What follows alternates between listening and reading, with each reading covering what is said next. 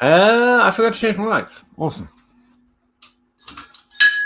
Hey, welcome back to the Dynasty Grind. My name is Peter Howard at PA Howdy on Twitter. We go live every Wednesday at 9:30 till we get tired, bored, or have to be somewhere else to talk about Dynasty, fantasy football, or anything else you guys might want to ask us questions about in the little comment boxes below us or to the side of us on whatever streaming platform you happen to be, watching us on, whoever happens to do that. Bit of an early night. Zach's got to get ready to go to the FF Expo, and I am knee deep in writing my podcast that was due today. But I was hoping to be knee deep because I'm just getting out of the bath. That is the preparation for my podcast. Instead, I'm more knee deep in terms of it turns out the bath's a lot deeper than I thought. And I'm nowhere near finished. So I want to get back to work on that since, I meant to have it published already. But in the meantime, I know what you got. What questions you got? Let's talk about some fantasy football.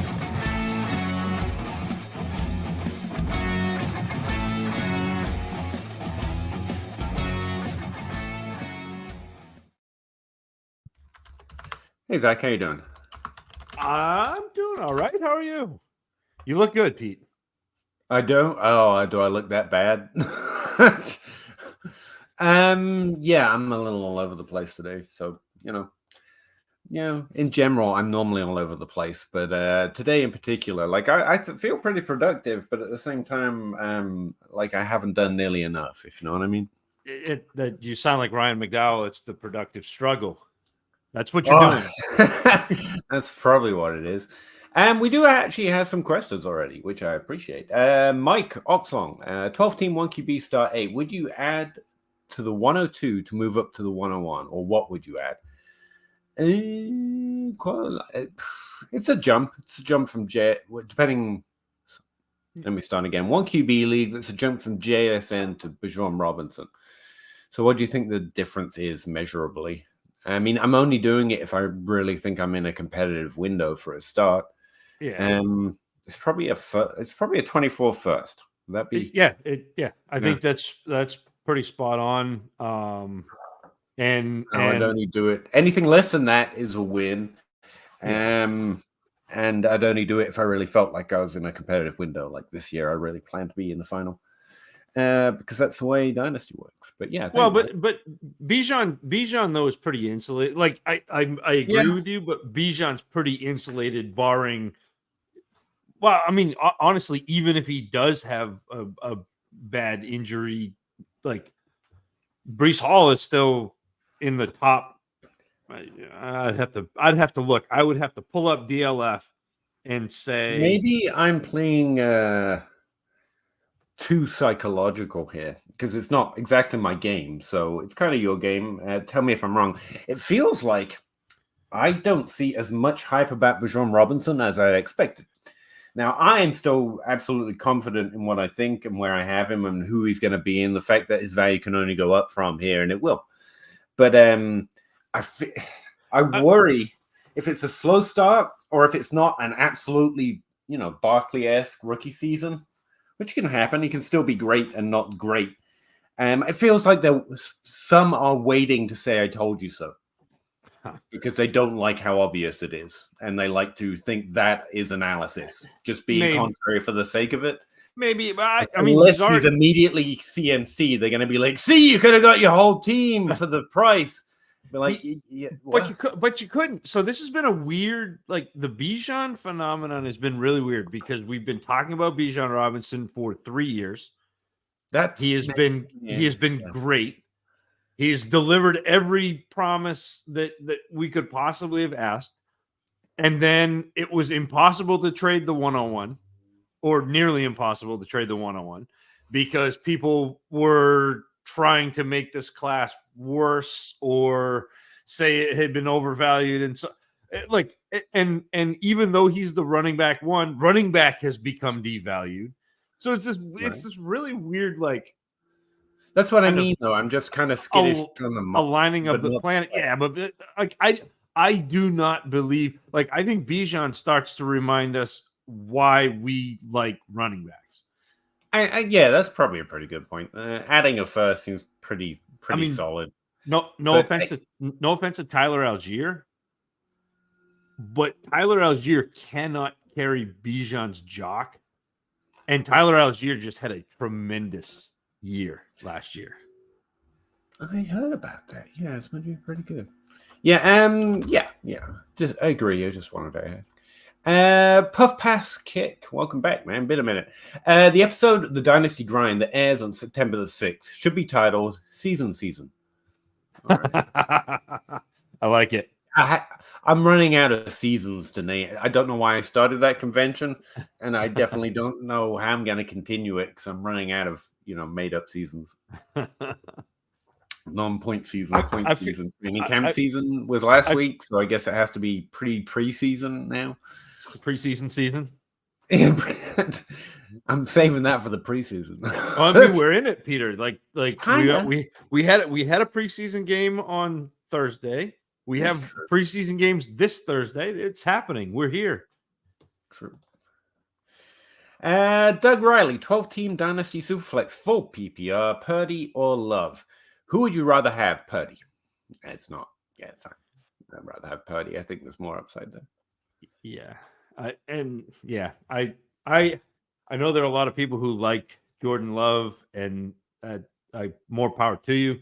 But just because Aaron Rodgers was drafted late by the Packers doesn't mean that Jordan Love is Aaron Rodgers. No, it's unrelated variables. I still think you can do enough maybe to pay off Christian Watson's ADP. It's fine. I'm about an average on him, but I don't think he's going to be particularly impressive. And I think anyone that spent I was thinking about this a lot lately because I listened to Rich Harbaugh and JJ Zachariason talk about Green Bay and how it was pretty bad last year with Aaron Rodgers and how Love can pay off that debt for this season, and Watson's ADP is so fine that the upside is worth it. I think he's Chase Claypool. I don't think the upside's really there, but I recognize the bet, and that's why my rank is fairly similar to where ADP is at on him without checking ADP beforehand, just where I came out on him and where I feel about him. But and there was a but here, and I forget what it was. I just think he's Chase Claypool. I don't think it pays off. If you know what I mean. I think anyone who spent the value to get Christian Watson, if you've already got him, obviously keep rostering him.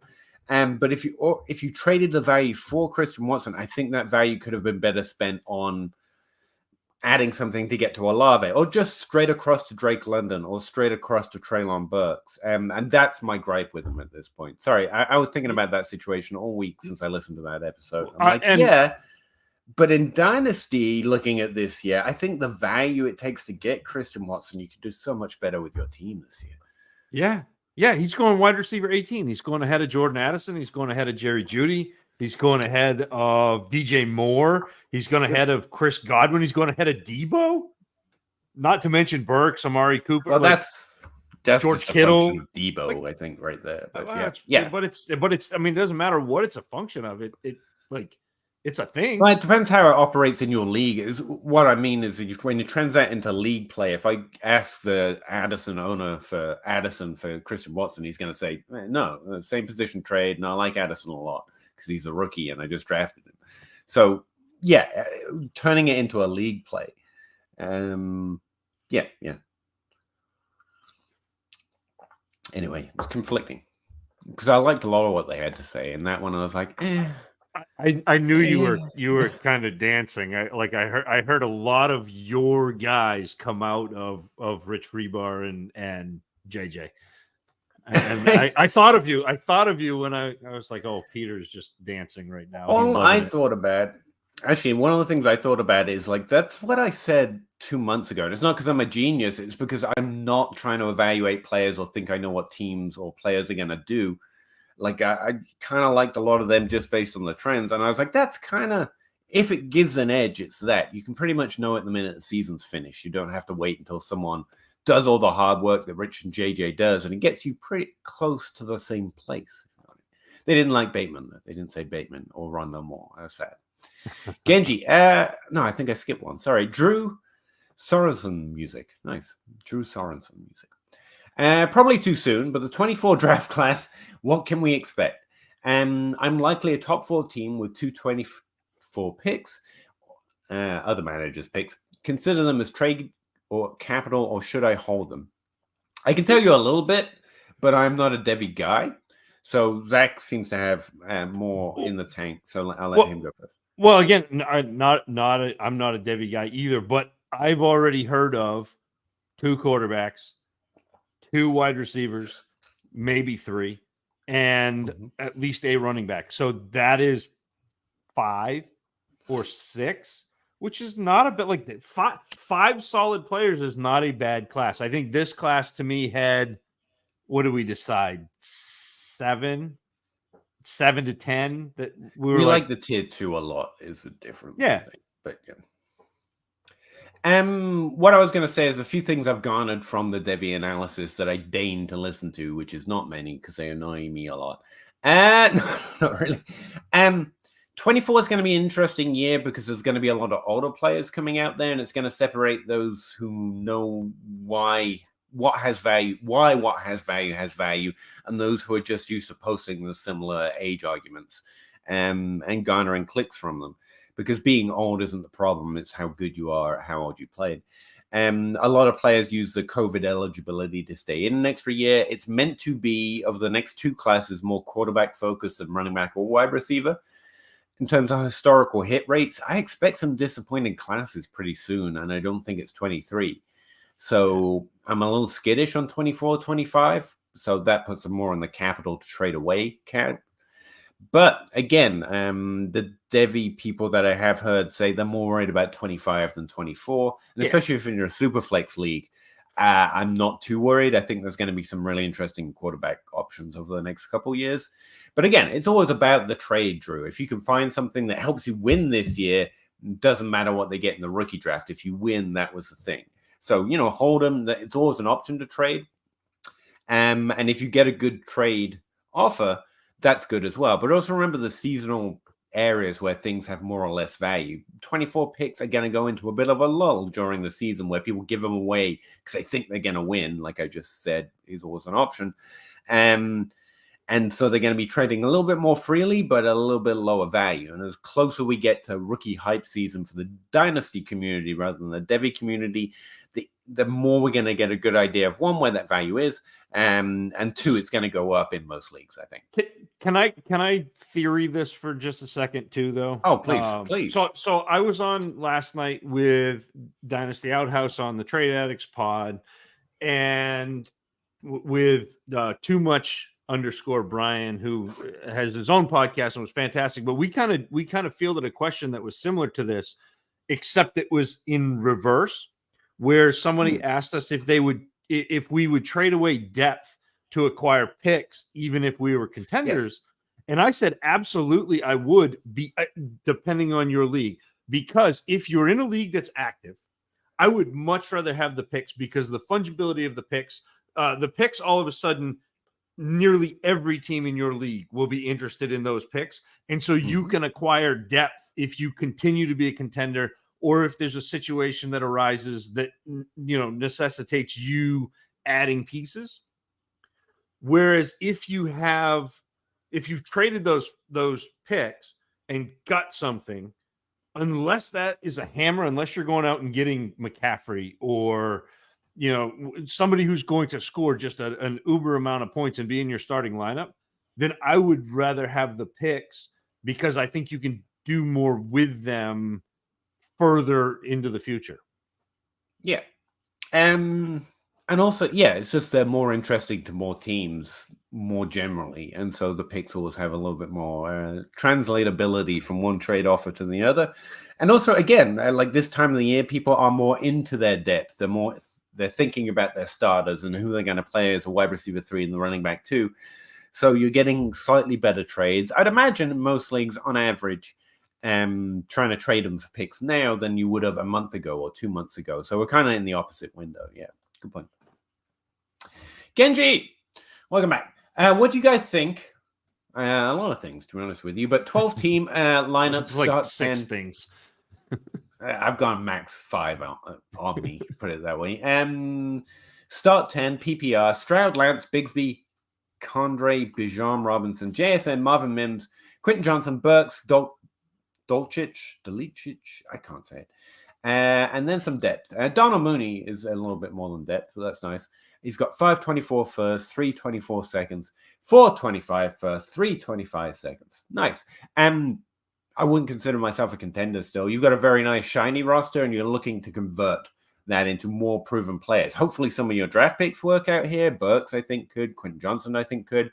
But we're also looking to move from the maybe boats into boats where you have enough value. You don't fearing having maybe boats. That's literally the whole goal.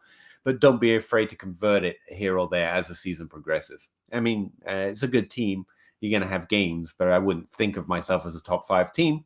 And I'd think of myself looking to convert some of my value into my supposed value, my ethereal value of this player is going to be great into, Jalen Waddle and Amon-Ra St. Brown. And can I get a Travis Kelce or someone else? Not necessarily thinking competitive or not.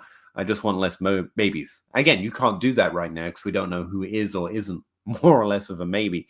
But that's where my head would be at on the team. But I think you've done a really good job acquiring lots of shiny things to do that with.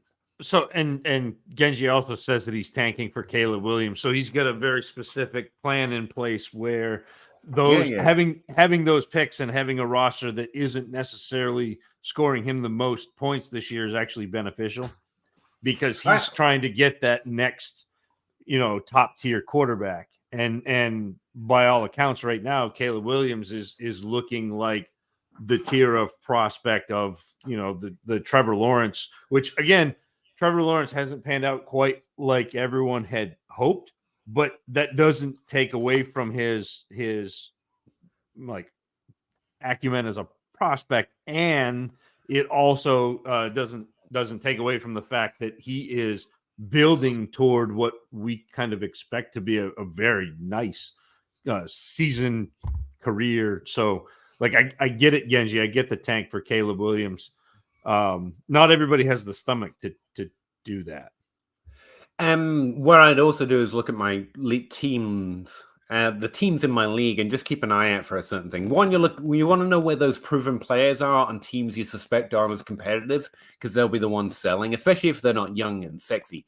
In season, they'll be more likely to move Amon-Ra St. Brown or a Stephon Diggs or Derrick Henry or any of these old players that are good or established players that are good. T. Higgins could drop for a team that's got him but suddenly isn't competitive. So I want to know where those players are. Also, I would look at the Jordan Addison team because ideally, week 4, he hasn't done very much, and the team that's got him is more interested in competing, and you will have a kick-ass Bijan Robinson, and you could hose him, especially where you're intentionally trying to tank to improve your picks. Because even by week 4, Bijan Robinson may have reminded the world what running back is about. And you could, you need the world by then, but you getting Addison and the world might be a move. It doesn't have to be a Bijan Robinson trade, but I want to know where those type of things are in my league to watch how they go and consider what they might be interested in as the season goes on. P to the R. I just finished a 1 QB rookie draft. Congrats. How do you like it? 101 was Bijan Robinson, Addison 106, A-Chain at 108, 111 was Kincaid, Condre was 112, Roshan at 108. That's a great pick too. And Rodriguez at the 501 is fine. I think I probably would have stuffed even like a Stetson Bennett or a Brenton Strange if he was available in the 5th. Other than that, down there, perfect. You got the 101 and you got Addison. So, I mean, outside of JSN, that's a wish list. I think A-Chain at the 108's a little high, but pretty sharp pick. I like it. Unless you could have got Quentin Johnson there, then I think you did pretty well. I'm surprised you're not highlighting the Kincaid pick and ranting about first-round tight ends. I don't like I don't like first-round tight ends, but I saw Bijan, I saw Addison, I saw Roshan. And you were good. Like, whatever. You can have your Kincaid. I don't care. Mike Hoyt, 10-team Dynasty Superflex PPR, giving Jefferson, young receivers, a young receiver, Josh Allen, and A.J. Brown. Giving Jefferson young, receiving. Oh, okay. I read young receiver. Okay. Giving Jefferson, getting Yeah, well, I'm struggling today, people. Giving Jefferson and Young. Receiving Josh Allen and AJ Brown. That's the Allen AJ Brown side. As much as it pains me to give up Jefferson, it's Josh Allen. I don't think the difference between AJ Brown and Jefferson is enough to account for the difference between Young and Allen. That's what it comes down to. Like, yeah. And an example of a good Jefferson trade is fairly hard to find, Mike. So good job there, man. Yeah, I think you said Superflex, or we answered from the perspective of Superflex. Yeah, it makes sense. That's why you were going for Caleb Williams too. Yeah. Logan B. In a 12-team start 10 Superflex half-point PPR, would you trade T. Higgins and DJ Moore? T. Higgins for DJ Moore and Rashad White. I don't know. It's fairly even. I think I'd rather have the T. Higgins side, but I think Rashad White's going to have a pretty decent year, and DJ Moore is going to be fine. He's going to be DJ Moore. But I'd probably rather have T. Higgins. Logan, I disagree with your premise that DJ Moore and T. Higgins will score equivalent the next 3 years. Like, and that may just be an evaluation thing, but like I'm still on T. Higgins. I think that the idea of being a wide receiver 2 has really stuck in people's head. That if you're a wide receiver 2, you're not as valuable as another team's wide receiver 1, and that's not the case. There are, I can't remember, Peter, if it was 10 or 12 teams a year that do not have a top 24 wide receiver on their team, because there are 4 teams on average a year that have 2 top 24 wide receivers, and one of those teams, pretty consistently since Higgins and Chase have been there, are the Bengals, because Higgins is really good and DJ Moore is like clawing to be a top 24. So yeah, I don't know. That's just in terms of who's top 24 and who's not. I guess you could say DJ Moore and T. Higgins have similar ranges of outcomes, but I think I'd give Higgins the higher proportion of top end outcomes on a year-to-year basis. It doesn't matter too much because I think Higgins is always going to carry a little bit more value than DJ Moore, and it's Dynasty, so that matters. On a competitive roster where Rashad White's going to function as your running back 2 this year, I think it could give you an edge, but I don't think there's any need to do that right now. It's the type of move you could do mid-season or even find another running back just in case.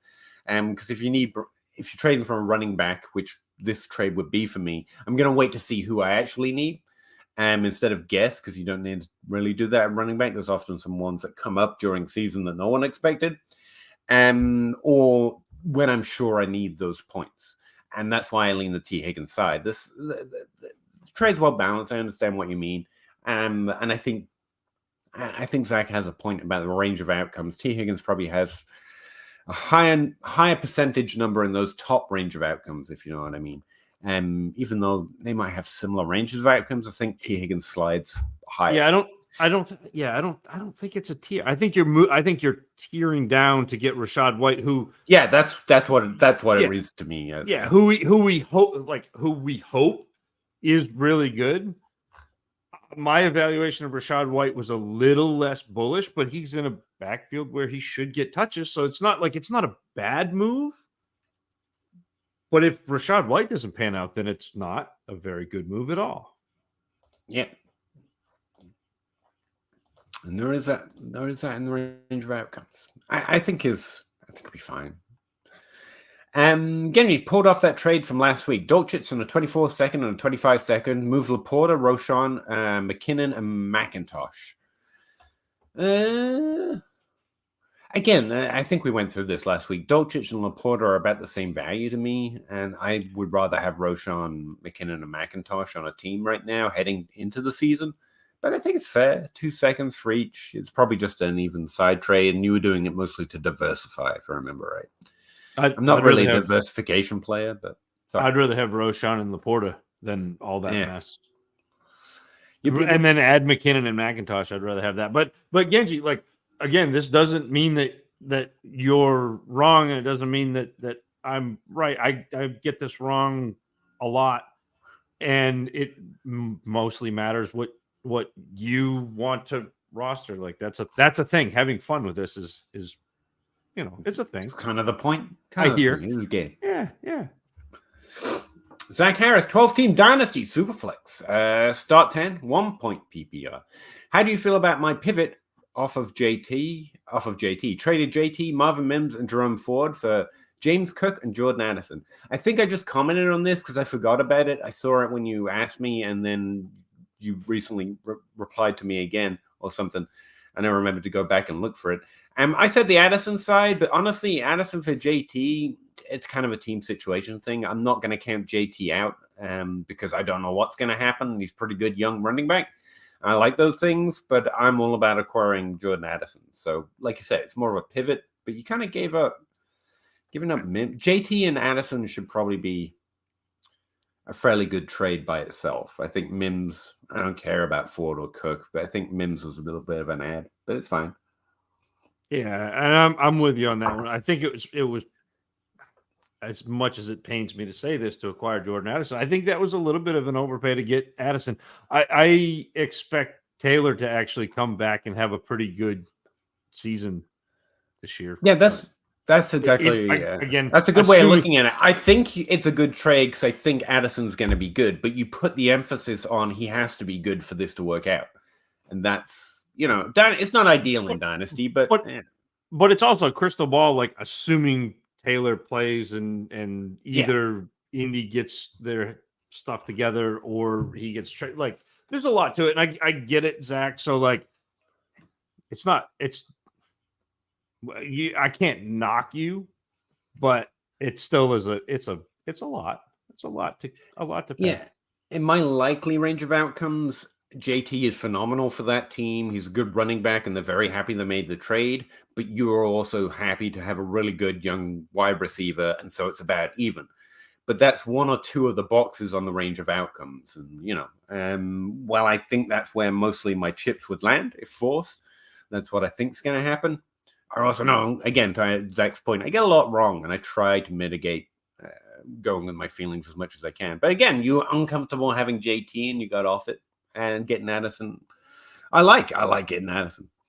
With Kyle Pitts averaging more than 4 points per game this year. Will Kyle Pitts average more than 4 points per game this year?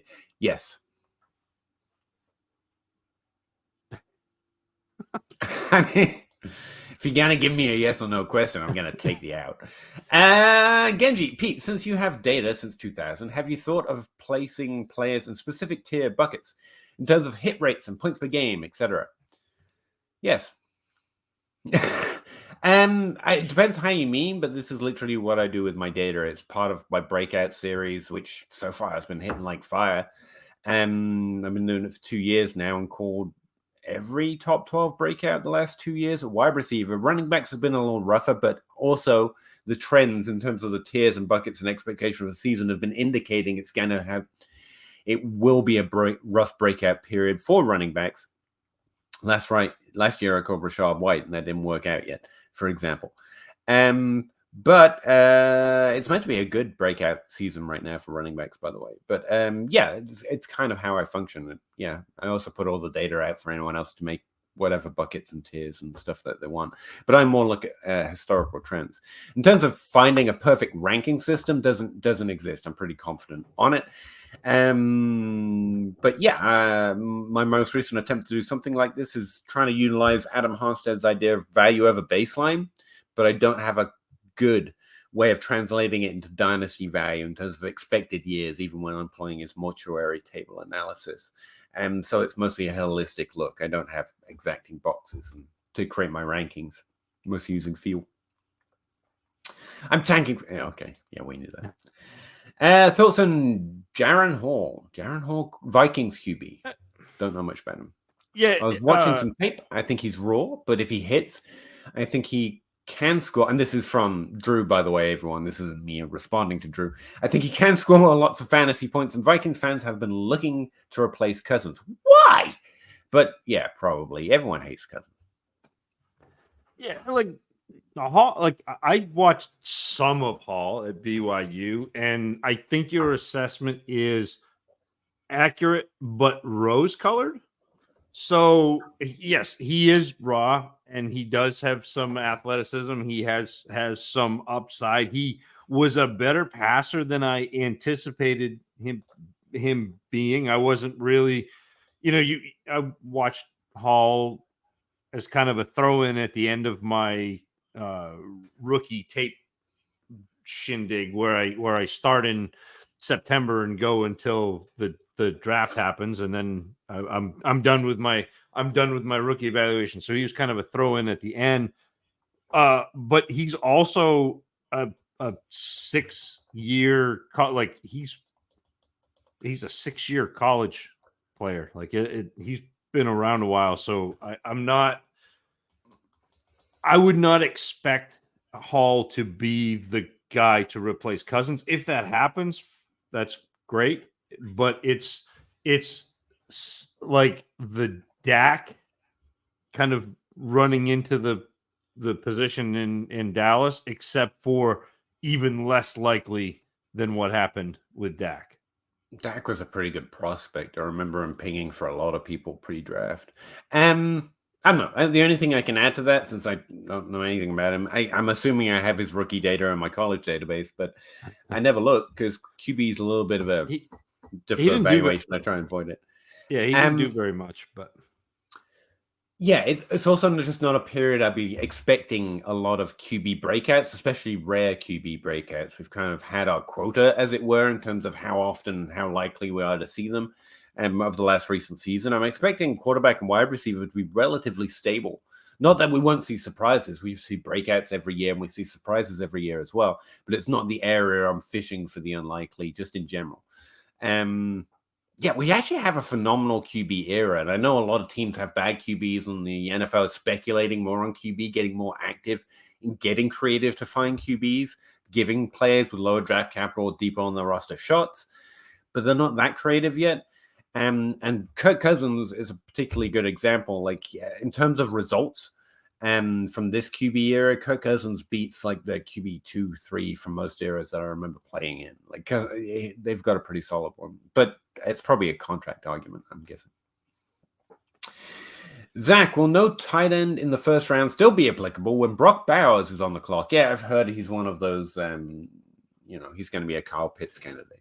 Yeah, well, and Kyle Pitts was a first-round quarterback for me too, but it was because he was being valued as 3 first. Yeah, you could draft him and then trade him for anybody you wanted to, and so Bowers will be I assume will be a similar prospect. Where that rule applies if you're drafting a tight end to have the tight end.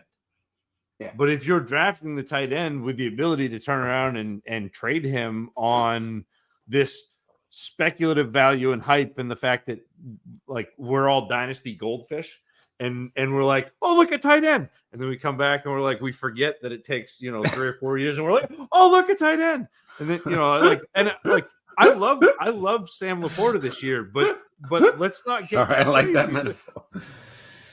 Just every now and again, we go back around and see the picture of Evan Ingram and hey, tight end! Eric Ebron, what? Noah Fant. Look, David Njoku, he looks hot. I don't remember ever seeing this before. Brock Bowers is meant to be a phenomenal prospect, and from the little I've garnered, he's going to be. But and I would say to Zach's point, it's relative, right? A first-round tight end is different than a tight end you can draft in your rookie draft and immediately trade away for 3 first-round picks, which was what Kyle Pitts did. So it's all relative, but probably not. Yeah, I'm guessing that rule will probably not hold out there. Mike Oxlong, 12-team 1QB start 8. Would you add Trevor Lawrence to what would you add to Trevor Lawrence to move up to Lamar? Okay, I wouldn't. I like trading into that top QB range, but Lawrence's value right now, especially looking at the trade calculator and recent trades, he's trading and more easily than Lamar, because people don't have to. Lamar's been disappointing for 2 seasons. He's a rushing quarterback, and people don't like those when you get to a certain level of value because they think the injury rates are worse. And in fact, they're slightly better. And so what I would try to do if I'm trading Trevor Lawrence is to get up to Josh Allen or Mahomes. That would be my plan if I'm trying to tier up. There's 2, because Lawrence has kind of entered the tier with Lamar right now in terms of value. Same with Burrow and Herbert. Like there's a little point moving up for that, what I think can be a points per game edge over either of them. And when one, they're capable of it, Trevor Lawrence is too, and two, they're being valued pretty much the same. So yeah, I would try and go up higher. But if you just want Lamar, I think it's a pretty even trade. So you add one of his sleepers and you try and get back some second round pick in some year, to try and make it seem like he's getting something more than he is, or they are getting more than they may be. Yeah, sound fair? Yes. Zach's got to go early tonight, so I'm trying to just move it along. Peter the Art, I love Zach's reaction to my draft. I'll take it. Thank you, guys. I should just leave the reactions to you. Genji, DJ Moore sent from mediocrity to mediocrity with even less pass attempts. That's right, Brandon Cooks. Everyone, we may forget now, but everyone wants to talk about how great he is until, suddenly the upside goes. But just recognize that the upside has already gone a little earlier than most, and you just get ahead of the curve a little bit. DJ Moore's fine. He's going to continue to be fine. And yeah, you're right. The situation is also just as. But T. Higgins is better than fine. And his situation is too. Yeah, exceptional. Yeah. So, how many pass attempts did Josh Allen and Jalen Hurts average in the second seasons? I don't know. That's a good question. I have Pro Football Reference too. Ooh. Let's see. Drew, I'm willing to bet the Bears' pass attempts will greatly increase this year. I think they need to.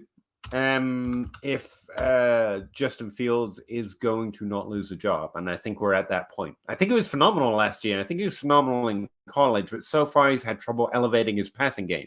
Like that's what the statistics bear out. I think he can pass, or at least his college evidence suggests he can. But if they keep on with a losing record, it doesn't matter that he's got all this potential at a certain point to a team. I also think the team is trying. They invested in the receiving core. I think they fucked up a little bit by adding some of the weapons that they did. But with their draft and their moves, they're clearly saying, okay, we're really going to go in for it. If his pass attempts go up, his efficiency is going to come up a little bit, but it's not going to matter if the pass attempts don't go up, because that'll just mean that they're relying on the rushing still too much. So I think that's a question. If they pass more, Justin Fields is probably going to be fine, beat the expectation of a lot of stat nerds, and keep the job and actually win more games. But if they only go up a little bit, when they go up to average or something, his efficiency is going to improve just naturally because that's the way efficiency works. And he's going to continue to be a good rusher. But the stats are going to bear out how that happens is going to matter more than what happens. Pass attempts will come up. He will become slightly more efficient. But if that's just a little bit or regressing to the mean instead of him actually getting better as a passer, then I think it's going to be bad. Yeah. And I hate that because I've been really rooting for Justin Fields this whole time. Josh Allen had 461 attempts in year 2. And who was the other one? Hurts. Jalen Hurts. 432. So that's an average of like 440 something. Yeah. Roshan. That is a good comment. True. I appreciate that comment. Slater-san.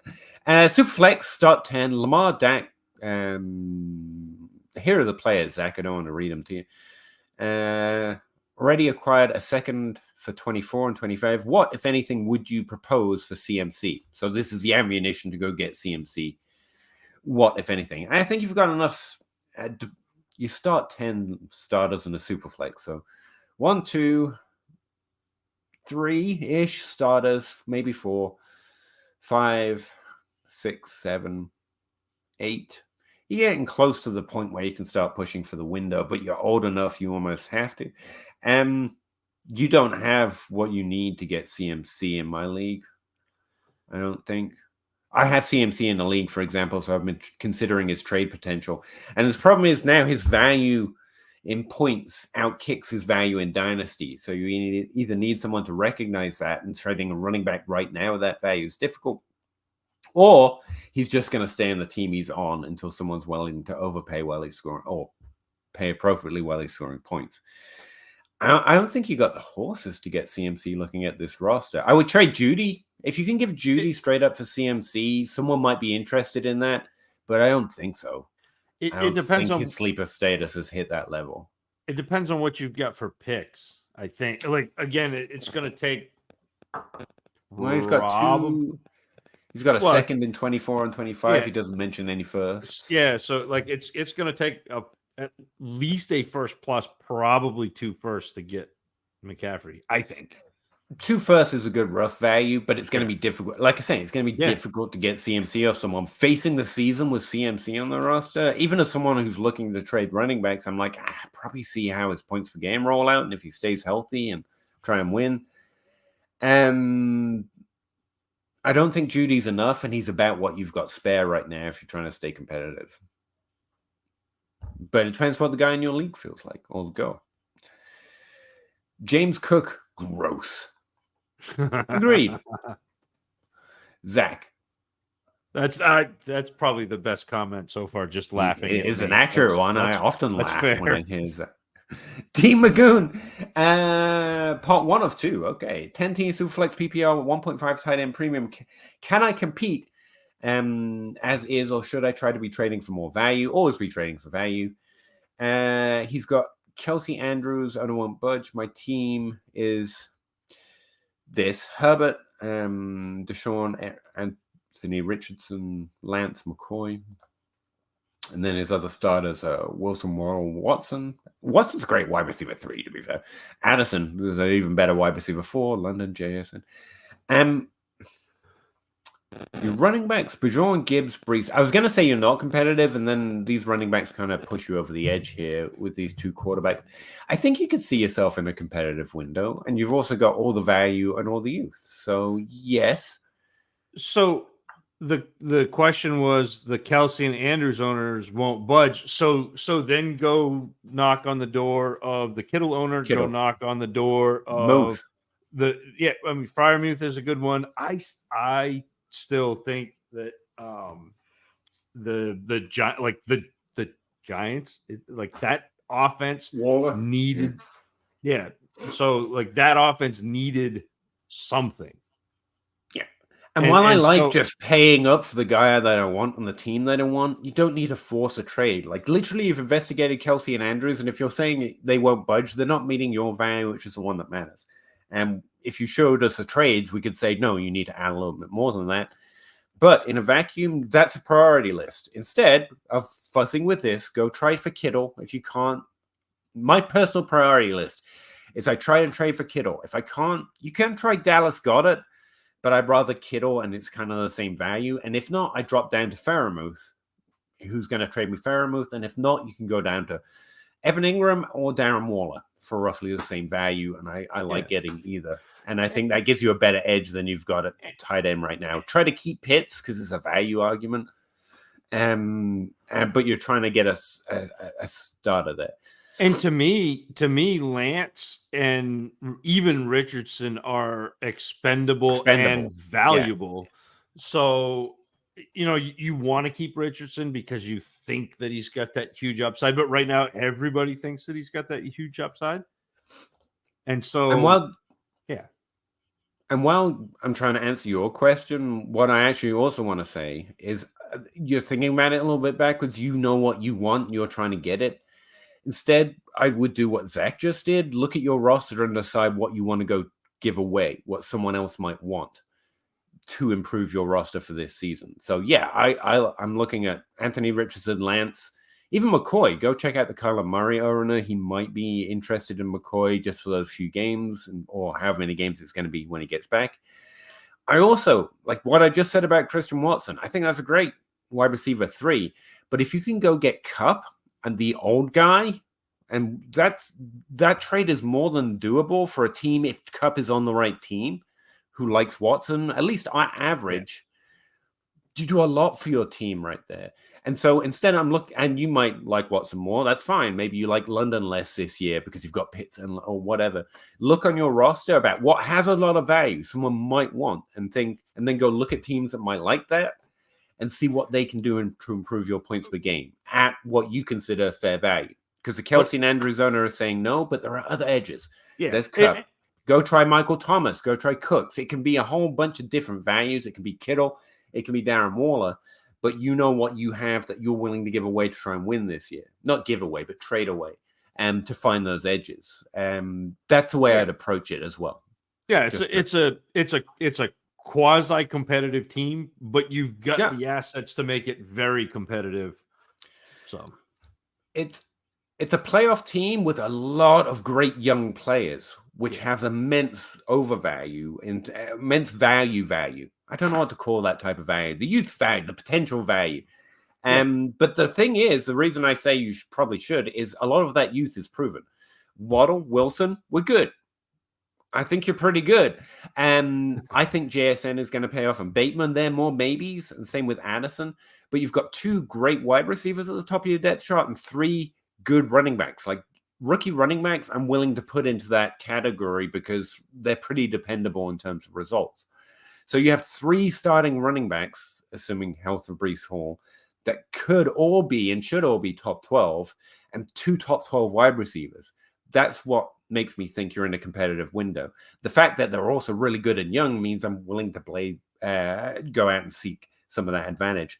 And it reminds me a lot of Rate My League teams that we've done where like, you're rating high here because you're not only good, but you have a lot of youth and value. So you shouldn't be afraid to push that edge. Like, let's go get some more points instead of some more of this shiny stuff, because you have a little bit of that. I do think Kyle Pitts and Dotson and London should be on your list. I like those players. I think they are good, but they're looking at a rougher season. Can you get picks and point scorers back for them? And that does both for you at the same time, making you more competitive, keeping all the top shiny things that you've got, and just keep rolling it forward.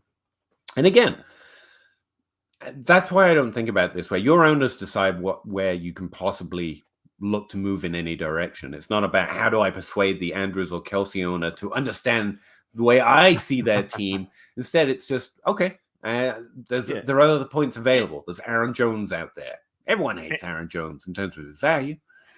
So go get you some Aaron Jones or, any of the names we throw out.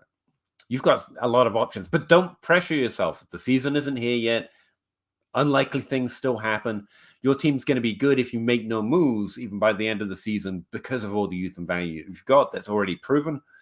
Try to make moves, but don't feel like you desperately need to get Cooper Kupp right now, or Kelsey or Andrews, because your league owners decide when the right time is to make any particular move. Well, that's the way I think.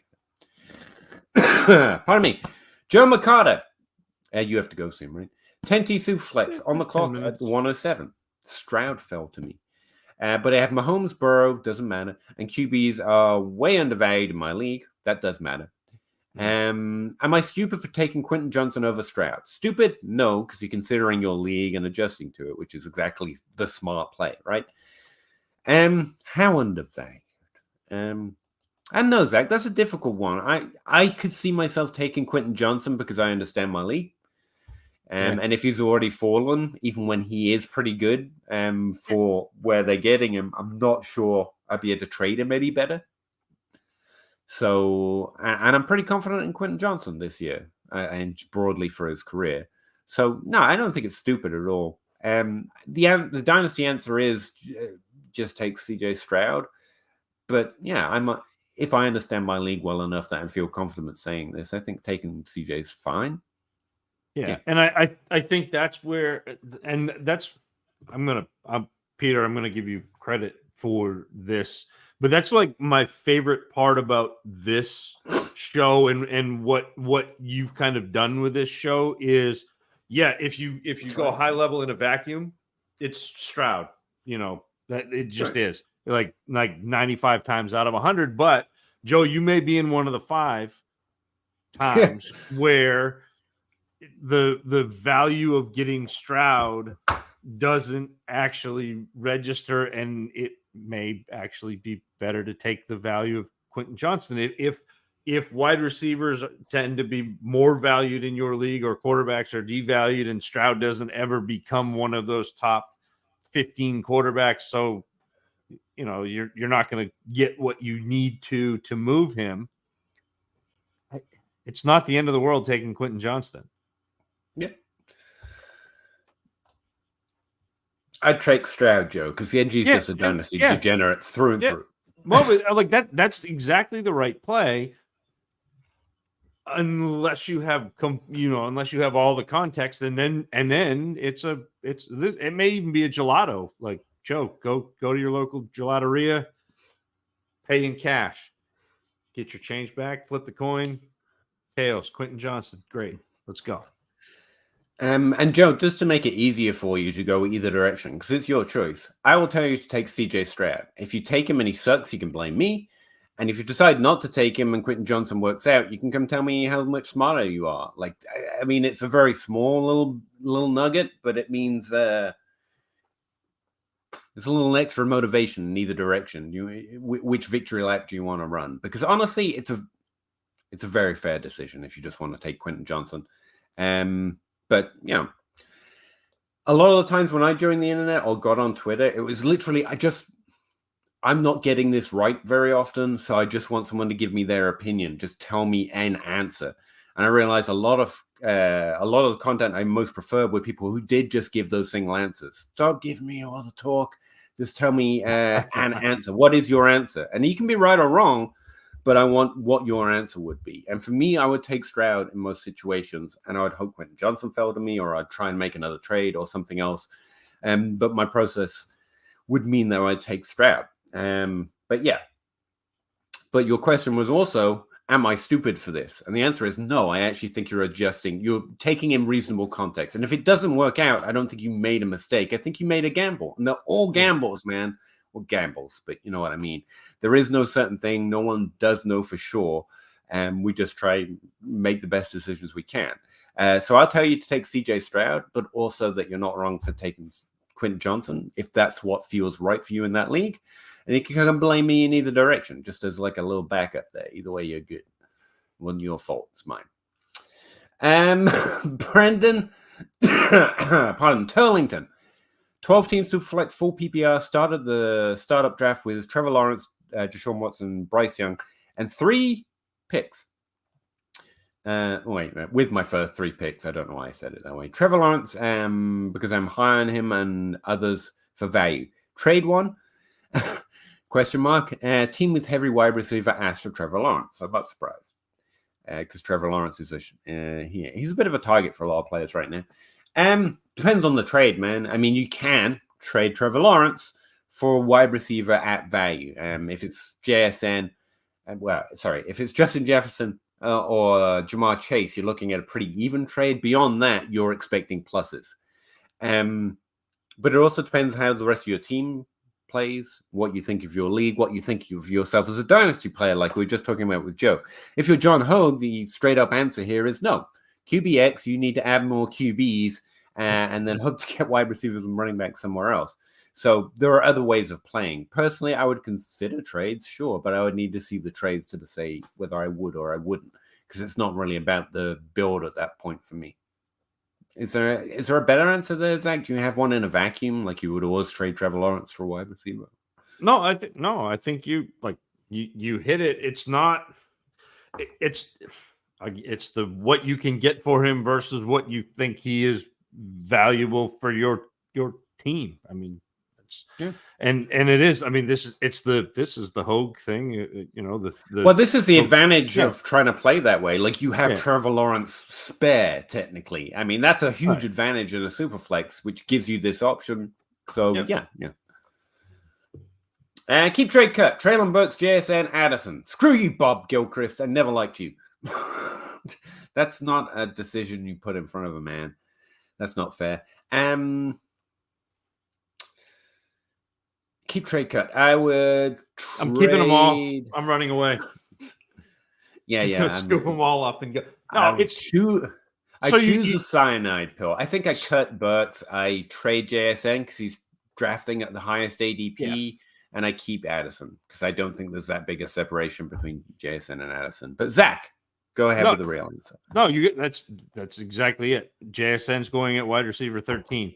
That's your trade. As much as I love JSN, it's keep Addison because I think Addison has a little more ceiling and a little more value insulation than Burks, and it's cut Burks. But I love all three of those players. Like I am actively trying to roster all three of those players, except in leagues where Bob Gilchrist takes Treylon Burks ahead of me, and it just throws my entire life into a tailspin.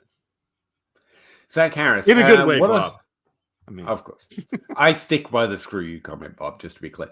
And what are some sleeper taxi guys you are trying to get currently? Any thoughts on Jeremy Ruckett? I literally just... Please read my articles. I'm not generating page views. DLF's always on me about it, and I think it's because I'm always on here telling you about it, and no one goes and reads my damn articles. Right now, I'm looking at sleepers per ranker, basically. Who are the players that rankers are ranking that aren't being drafted and vice versa? So the players that we should all go add on waivers. Heavily running back centric for obvious reasons. Personally, what I've tried to go look for on the waiver wire, I have found some really remarkable wide receivers on the waiver wire before now. Like I found Justin Ross. I found Kenny McIntosh, for example. I was like, oh yeah, I'm going to pick that guy up. He just had a positive news cycle. But assuming that your waiver wire is per ADP on average, the guys you normally find there, James Robinson's falling onto the waiver wire after New England, after he got signed by the Giants, but then Barkley signed. He's sometimes being cut. But the ones I've literally added, Keontae Ingram, Jordan Mason, I've picked up quite a lot. And who are some of the others? It's all the backup running backs right now. I'd have to go look at my article, honestly. Just published. But yeah, there's a lot of backup running backs to go roster right now. And that's what I'm looking for. I'm looking for running backs that I think have either been pretty good, but are also pretty young and relatively small sample, that aren't being added right now because no one likes them just yet. No one's in that mood. Oh, I got to log in. Really, DLF?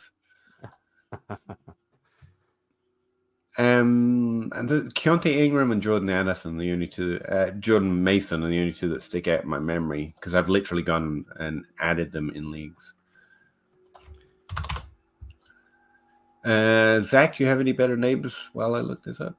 No, I mean, I think you're attacking it absolutely right. And Zach, to me, it's a lot of the rookies in this current class are players that I'm interested in trying to add, but I don't know if you're considering them sleepers. I mean, they're third and fourth round rookie picks, so maybe they're not sleepers, but guys like Gray and Bigsby and even like his name escapes me. Ended up in Tampa. We're having a rough night. Tucker, like Sean Tucker. Sean Tucker is a back end player, and honestly, I think Kayshon Boutte makes the Patriots roster, and that's a wide receiver, and we don't usually like to do that, but I think they're mostly being rookie drafted. But I'm definitely interested in adding them if A.T. Perry or Xavier Hutchinson falls to the waiver. I've looked for those guys too. But what are we what are we talking sleepers like Gus Edwards and that sort of thing? Like, because he's a guy that I want to roster. Like, I get excited when we're doing a rate my league pod, and I scan down a guy's roster and they're like Gus Edwards. I'm like, yeah, and Clyde Edwards-Helaire, yeah. I haven't done this for the other positions yet, mainly because running back is where you should first go looking for waiver wire ads. Like the back of as much of your bench depth as possible should be running backs, especially this time of year. The names that showed up in the article that hasn't published yet, it turns out, but I have written it. James Robinson, Kenny McIntosh, Zonovan Knight turned up. Also, a guy who I literally had to look up, Jaleel McLaughlin. He's a depth running back in Denver, apparently. I had never heard of him, but he's being drafted. This isn't something rankers pointed out. People are drafting him in mocks. and rankers haven't figured it out yet. So I thought that was an interesting name. Also, Dendrick Pierce, just behind Isaiah Pacheco and Clyde Edwards-Helaire on the depth charts, 200 pounds. He carried the ball a fair amount in college. And he's fairly young, so people are just ranking. No, they're picking him up in ADP in that case. There are some others in the table, but those are the ones that really stood out to me when I broke it down. And yeah, from my leagues personally, I know I see Jordan Mason on the waiver wire a lot and Keontae Ingram. So. EJD, Fields was a QB on the worst passing team in the NFL. They don't pass because he sucks. I mean, there is a relationship between how much you pass and who the quarterback is. That's essentially what I'm saying. This year is going to tell us how much of it, for me, my money, how much of it is Fields and how much of it is the team just valuing his rushing potential a little too much. And so far, as I talked through with Chris on one of my recent interview podcasts, the statistics seem to bear out that it's because of Fields and not to spite Fields, if you know what I mean. He's been fairly inefficient relative to historic trends and such. QB evaluation is difficult though, man, and I'm always kind of rooting for the player. Super Cooper 03 went from full rebuild with 14 picks this year to now trying to compete. Traded for Mixon, Waller, Connor, Danny Dimes. Do you have any other cheap win now targets? Thinking Kamara maybe. Kamara's interesting. I normally go up. Eckler's too high, right? Aaron Jones has been on my running back list all off season. That's a pretty good one. We just mentioned the tight ends earlier, but I think Ingram and Waller, if you're looking for cheap, I think Pat Freiermuth is cheap relative to the value increase. Like, I really think that could pay off again, but I roster him mostly, so I'm not trading for him. And Kittle. Kittle has actually been a trade target for me this year, and that's a high value one as well, which, isn't always a dynasty trade we suggest. But I think he's got the edge. The one player that really sticks out, if we're talking about older players who are potential values, are reasonably cheap to acquire and have big upside, is going to be Michael Thomas. Like, Michael Thomas they're talking about him being healthy for the first time in 3 years. Yeah. If he is healthy, if he manages to escape training camp unscathed, he's tied to Derek Carr, who is absolutely a first read pre-snap quarterback. And Michael Thomas gets open in exactly the way that Derek Carr loves to exploit. And so that's a play. Like, I took Michael Thomas in the Scott Fish Bowl this year in round 10 or 11, and I'm very happy with it. I think he was pick 108. Like, he's going off the board right now at wide receiver 58 in DLF's ADP. Like, you're saying cheap targets specifically, so I'm gonna go like outside pick 100, say. Because, again, this is part of the series. I've been writing all off season looking specifically this. But if we compare it to redraft ADP and look at outside the top 100 picks, the players that redraft values more than Dynasty right now, which seems to be the best definition of what you're looking for. Tyler Lockett, DeAndre Hopkins, Dalton Schultz, Tyler Higbee, Gerald Everett, weirdly, and Hayden Hurst. Again, we're talking deep in the 200s there, so it's not like we're throwing around second-round picks to get those last few tight ends. But those are the players that redraft really think are going to score points this year, whereas Dynasty is like, this value sucks. And so a couple of wide receivers and a couple of tight ends. If you're looking for running back additions, it's going to be tough because Dynasty really hates them. The top values outside of pick 100 is like a 15% difference. It's not much, man. James Conner, Jeff Wilson, Cordero Patterson. Dynasty redraft is still like, we want to roster Cordero Patterson. And Dynasty is going, who's Cordero Patterson? That's done with, surely. And so almost for free, it's an interesting running back hold. And that would be my answer. The cheap targets down there, the cheap targets for players that are more expected to score points this year. And those are the names from Fantasy Pros versus DLF. That's how I'm coming up with those. How do we feel? So this is Michael Thomas is a really good one. So is Brandon Cooks, all the old guys. Well, this is way outside the box and probably a little ridiculous, but I think you can acquire Corey Davis for a third. And no, hold on. So listen, I get it. But so acquiring Corey Davis to me is like acquiring a backup running back. Because I think that he has the talent to, in case of an injury, be the wide receiver one on that team. Not that you're wishing an injury on Garrett Wilson, but it's the backup running back, because most receivers, you don't have that, like you don't have that established talent. Man, I think he is talented. I think he's had a bad run of it. That would be awesome, and I would be all over Twitter with that news. Put it that way. I don't know. It's not the same play. Corey Davis, if it works out, would be phenomenal. Well, something I find undervalued. Anything. You don't have, it's literally nothing. That's what I said. The upside for Corey Davis, if he hit, would be good for Dynasty. If you're just looking for points, like a wide receiver 3, a flex play that you didn't expect for free, again for nothing.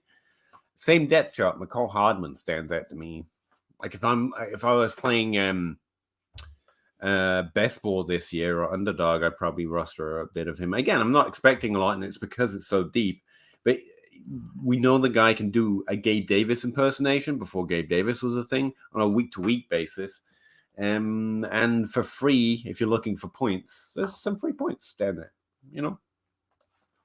Anyway. Gun to my head, I'm taking Burks over Addison. Well, that's why we hate you, Genji. I mean, I like Burks too, but I have Addison just a head smidge.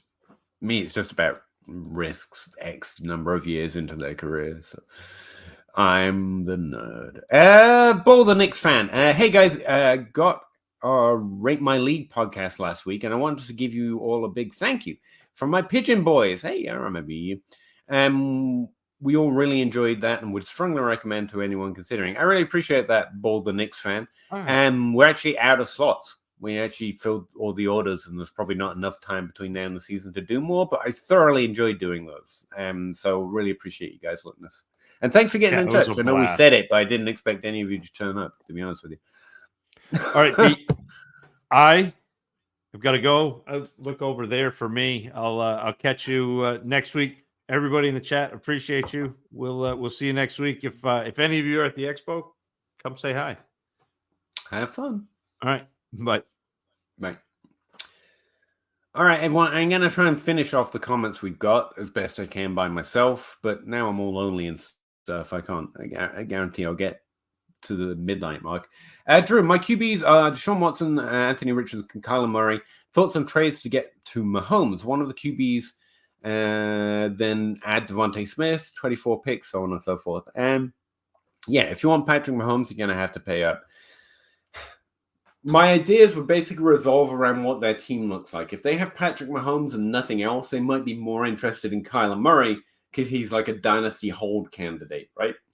So you could add Smith to Murray and maybe a 24 pick, and they'd be really interested in that because Murray's got a lot of upside and they're not competing right now, and so on and so forth.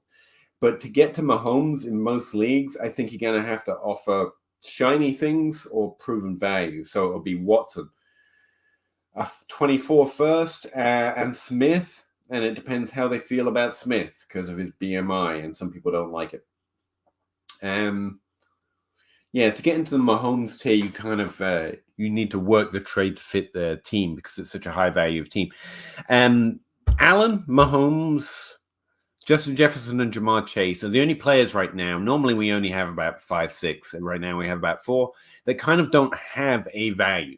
They don't have they're worth 3 firsts or 4 firsts. They're kind of worth whatever the team is willing to take because there's pretty much no good trade for them. And so I would try to adjust it to what they think. Now, for example, maybe they're huge Anthony Richardson believers because there's a lot of upside in Anthony Richardson, to be fair, and we don't know. I would cash out on all of that no matter what else I had to add to it to try and get Patrick Mahomes because I'm removing all of that risk that maybe he's not got that upside for someone that is Patrick Mahomes. So Anthony, I would try to trade Richardson a first and Devontae Smith for Mahomes. But honestly, there is no fair trade, quote unquote, for Mahomes. It's just what that team is interested in taking. So looking at their roster is going to help you more than anything else, or starting up a conversation with them. But yeah, he's easily worth any combination of any of those things that you've got listed in a Superflex, at least. Joseph, love the show. That's Joseph saying it, not me. But thank you, Joseph. I'm a strong championship contender in a 12-team Superflex PPR league. Higgins is my wide receiver 4 and 5. It's pretty strong. I was offered Condre Waddle and a 24 first and early 24 second. Should I consider it or keep Higgins? So Higgins for Condre Waddle, a 24 first. I don't actually think this meets the threshold for Higgins' value. Just ignoring where your team is at. If you want to trade Higgins, I would go look at the running backs, if that's presumably what you're trying to improve here. No, what you're trying to improve is your value. So it's just a value bet. No, if you're trading him just to keep the cycle rolling of balancing your points per game and value, and you don't, quote unquote, don't need Higgins, then what you need is max value, not a plethora of lesser things or a volume of lesser things. You need 3 first-round picks. It's probably worth 2.5, but half picks don't exist, and where you're calling the shots because you can just have T. Higgins or trade him for value. That's where my mindset would be. So yeah, no, I wouldn't do this trade unless it directly improves your points per game this year at fair value, or adds all of T. Higgins' value to your roster since he's your wide receiver 4 and you don't need it in the player, in your opinion. Then I'm not doing the trade. So I would either look for trades that directly improve my team this year for the players we just mentioned. Can you get Mahomes? Can you get Allen? Can you get Kittle? Can you get Kelsey? Can you get Kupp? Plus the value difference, or a fair value difference at a first or second or two firsts, depending on which of the players it is. Or can I get close to at least 3 first-round picks, like first-round pick and Jalen Waddle, Amon-Ra St. Brown. They're in that second tier of players and can sometimes be undervalued. I tell you what, who's a good target for you? DK Metcalf and a first. DK is in that tier, but he's undervalued in that tier. So sometimes you can get a clear first added to DK on it. Mostly I find switching positions the best way to search for trades, though. So I'd probably go look at the Kittle owner, go look at the CMC owner. And that's the way I'd think about trading him. But this trade, it's a plethora of lesser things for a top 12, I think he is now, Dynasty asset. At least top 12 wide receiver, so no. See, I should just say yes or no. Then I'd be able to get out of here in 10 minutes instead of giving you the reasoning so you can pick and choose the parts that you agree with or don't. Anyway, Super Cooper, to Joe's point, I've seen a lot of Superflex leagues that is only 10-man, and QBs don't get valued like they do in 12 and 14. That's a fair point. Again, your roster setup as well as the people in your league really determine a lot of this. Just as much as a need for QBs in 10-man leagues, just not as much as a need. That's true. Also, it increases the demand for the upper tier. Like, I think that's something people meet. The smaller number of starters or the smaller number of teams, the more value the absolute studs have. Like, if you're in an 8-team league, you just need studs. Depth doesn't matter. You need Kelsey, you need CMC, you need Josh Allen, and their value increases a little bit. While, like you're saying, the depth of the position decreases. So it kind of spreads apart the tiers a little bit more, But yeah, good point. Good point. Slightly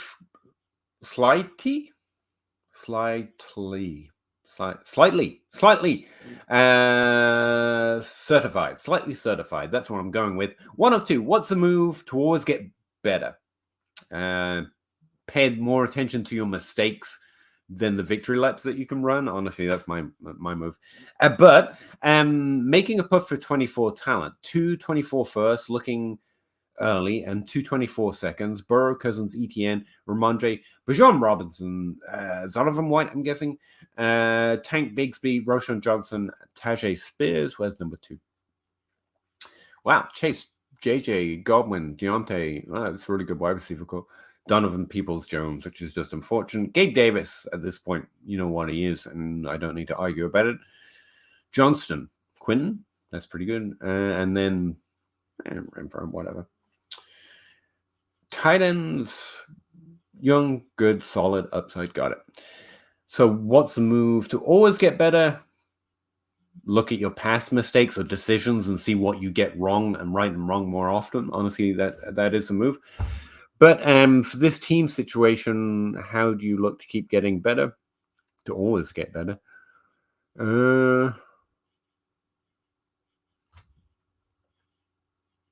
I wish I knew the league format a little bit. Start 9, 1 QB. Good to know. Let's see. Burrow, Cousins.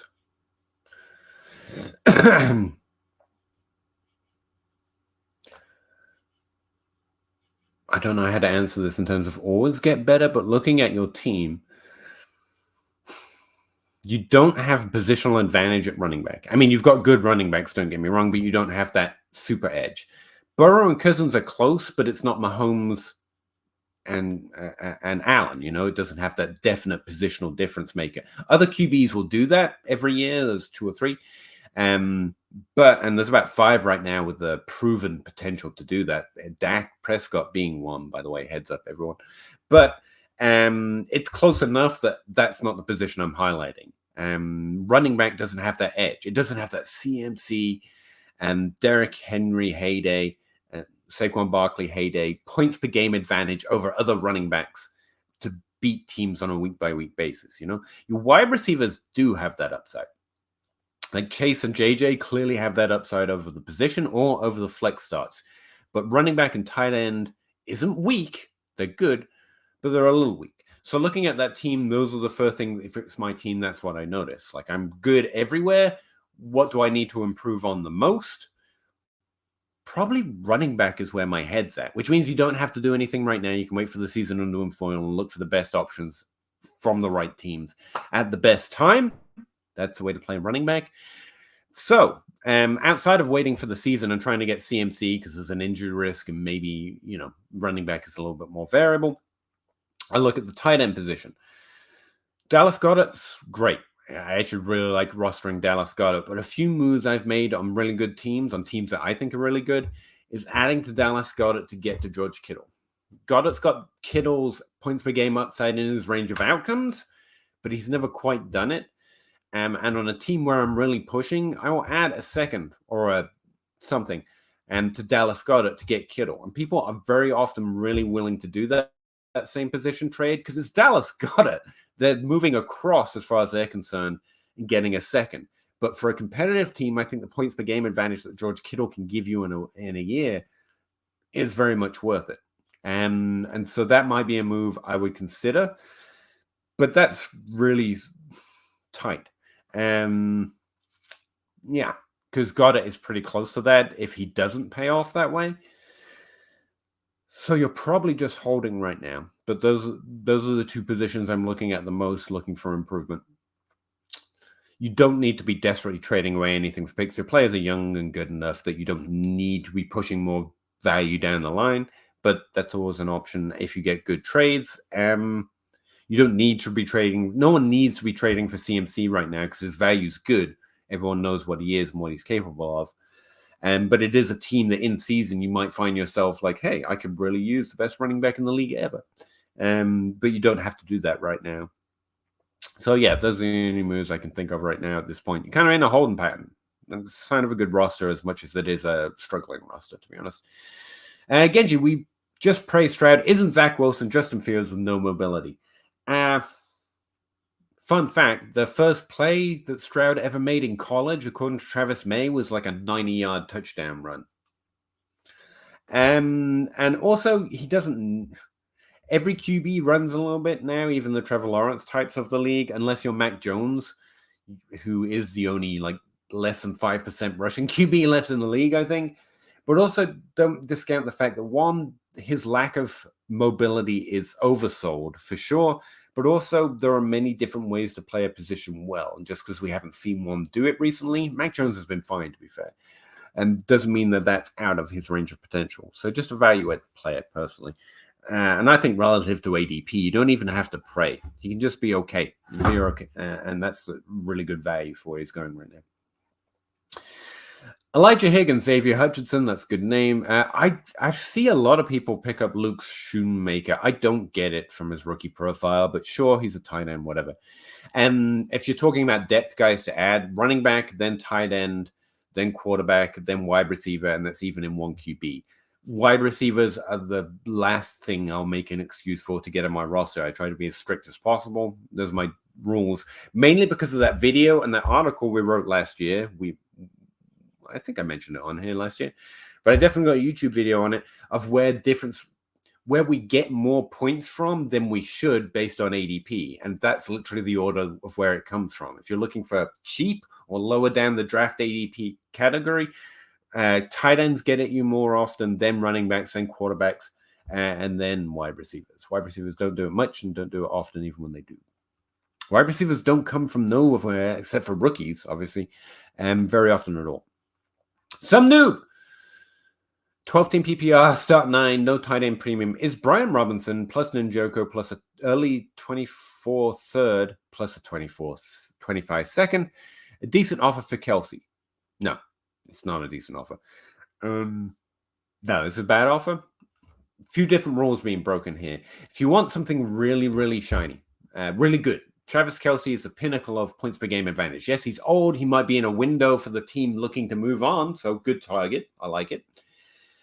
But most teams don't want to give you something that you want for something that they don't want. And while Brian Robinson is interesting, right? He's an interesting running back to roster this year. He's got upside. He's shot and was still pretty good. So maybe there's even more upside and he could work into a larger role just based on his rookie profile and everything that you know about Brian Robinson. David Njoku is probably an undervalued top 12 tight end, but top 12 tight ends don't matter that much. A third and a second. What in that trade offer makes someone go, I want that thing? Now, you don't always have to be throwing the sexiest, nicest thing that you personally want, but they do have to see something in the trade that they personally want. So if you're trading for Travis Kelsey from a team, look at their roster. Are they competitive? In which case, they just want to move aside in points and recapture some of that value. They might have that mindset because my team's getting older. I'm still competitive. I don't want to tank. I don't want to lose these points. But I'm aware I need to get younger. Travis Kelsey's probably not got 5 years left in him, et cetera, et cetera. So then you look at your tight end, who's Njoku. And you might say, add a first-round pick to Njoku. That's a really shiny thing. He's not overly interested in Njoku, but a first-round pick is something that he might want. So then it's just a measure of how much does he fear Travis Kelsey's age. If he fears it too much, he'd accept that trade. If he doesn't, he's not going to accept that trade because Travis Kelsey is worth more than a single first, and the difference in points per game between David Njoku and anyone else he picks up off the waiver wire, like a Mike Gesicki. So I'm running you through that just to explain why. I'm not trying to be mean. It's just, I think if you just think through trades that way, I'm trying to come up with better offers because quite often I come up with very bad offers. And those are some rules I try and employ for myself. What in this trade is going to make them say, I want that thing? They might not want that trade, but there is a thing in the trade that they should, I think, more often than not, be interested in acquiring. So if it's not a 24 first, then presumably the team that's got Travis Kelsey is not. If the team that's got Travis Kelsey is not competitive, he doesn't want David Njoku at all. Because if I'm trading Travis Kelsey away and I'm not competitive, why would I be interested in David Njoku's points? At which point, none of the players here or on your team become really interesting unless they're young. If you're trading him a promising rookie, like a Kincaid, or even an Anderson or a Quentin Johnson, then you might get their attention. And then you balance the trade with the risk of Travis Kelsey by saying, I'll give you the shiny young thing. If you give us me the points per game upside of Travis Kelsey and a first, because they might not notice they're trading away more liquid value. So again, those aren't perfect examples of trades. I would look at the DLF Trade Finder. I would look at the trade market and the trade valuations from Dynasty Trade Calculator. It's a really good calculator a lot of my friends work at. Or the trade calculator on DLF to get an idea of where the values of players on your roster are and the value of Travis Kelce is in your league format. But then the trade offer I try and send would try and follow some of those rules. What does that team probably want? And then what am I putting in this trade that's really going to tempt them? It's not that any of these things are bad or that it wouldn't add up in a trade calculator. Maybe to something like, it probably wouldn't, but Travis Kelce's value. It's more that there's nothing in it that they can look at singularly and think, I want that thing. I don't know why I went through that deep, but it was a good question. I don't get that question often. Is it a good or a bad offer? And I think it's something I'm trying to work on, and I think a lot of us could get better at. Genji, Jordan Madison, Keontae Mitchell is a really good name for deeper dives as well. Yeah, I think I said Jordan Mason, but I keep changing his name, but I definitely said one version of it. Some new 12-team PPR start 9 non-tight end premium. Want to win now? You want Kelce, so yeah, that's a good move. I have Kirk Cousins, I'm guessing, JSN Juju. No, that must be Christian Kirk, JSN Juju as depth. Okay. Burks or Keenan plus Kamara and Najee. So the second part here is a trade, right? Would I rather have Burks or Keenan Allen, Kamara, and Condre Miller? I'd rather have Burks because it's Dynasty, and even when I'm trying to win, I'm trying to get all sorts of value, including future potential value. I think Keenan Allen and Kamara, to your point, are more likely to score a certain level of points this year, but I actually think Burks has that in his range of outcomes this year as well, and that carries more value upside or the long-term upside, which is always more interested to me in Dynasty. If I'm just trading Burks away, he's basically valued as a single first. That would be a fair value for Burks. Keenan Allen, Kamara, and Condre, yeah, it's a fair trade. If you don't like Burks or think his 2022 season has that in his range of outcomes, I think this is fine. You got Keenan Allen, so it's fine. Might not be the best trade, but it's definitely a fair trade. Genji, the first weeks they tried to keep him in the pocket as a passer was horrible. I think this is Justin Fields. They just scratched everything and let him run around for 13 weeks. There was definitely that moment where they realized what they designed for him didn't work, and they just let Justin. And he's a phenomenal rusher. So, yeah, you definitely saw that changeover. And I think what we've seen this offseason is them trying to build a different passing system for him. And again, I really do think he's got it in the tank, but he's really going to need to prove it this year. That's where I'm at. I don't know the future, but I do know I can describe it that accurately. Back to buying older guys, thanks. Yeah. And I might buy him, but Thomas is such an ugly name. Yeah, but that's also where you get values from. Most of the best values I've found over the years have been something I've been, like it doesn't feel good to do. Brandon Cooks, I'm not happy to trade for value for Brandon Cooks right now. Old guys get it done, though, and so in certain situations I'm doing it. Slightly certified 10 team. That does matter in general. It also means that you definitely don't have an advantage. Well, you have less of an advantage at quarterback and running back and tight end. Wide receiver is the only thing providing that value. So I would also add, go check out the Mahomes and Allen owner. You actually have a lot more here that could get you up there. If you had something to borrow, that might really tempt, depending on their team situation, the Mahomes or Allen owner. And I want some of that in a 10-team league. Sleeper, Gabe Davis suffered high ankle sprain early last year, and then Allen hurt his arm and couldn't throw deep. I think on a week-by-week basis, Gabe Davis has as much upside as anyone. I don't see him ever increasing or sustaining level of volume to make him one of the perpetual dynasty guys. But yeah, I don't mind Gabe Davis's value right now, especially if you're drafting for the season or looking for cheap points like the McCall Hardman play. So yeah, that's fine. No, not Corey. Just go buy Juju. I've spent. Then again, to be fair, I can't claim I'm buying Juju now sneakily. I have so far overpaid for every Juju share I have ever rostered, except for the ones I drafted in his rookie draft, because I have constantly been on that train. He hasn't been he hasn't done badly. He's been a top 24 wide receiver, but he has disappointed relative to what I expected several times. And I'm still doing it because his value just keeps falling because when players don't hit their mark in terms of the value we pay for them, their value drops. So the thing is, Juju missed his mark, but still kept being a top 24 receiver. And so it went too far. And so I'm in this perpetual cycle. I keep having to like Juju and own myself for the L's that I'm taking at the same time. But yeah, Juju's good. Also, Bateman, Rondell Moore, also easier trades than Juju in my experience. Samson Simpson, good evening, gents. Hey, Samson, welcome back. I'm just trying to run through the last of the comments because Dynasty Outhouse may have quit on us. I'm not sure. And Zach is running him and everyone else to the expo tomorrow. So he had to go to bed early. So I'm just trying to get it done. Brian, now that all these injuries keep popping up, how are you guys feeling about your Scott Fishbowl drafts? Good. It is injury season. That should have been the title of it. I don't think I've been hit by any of them yet.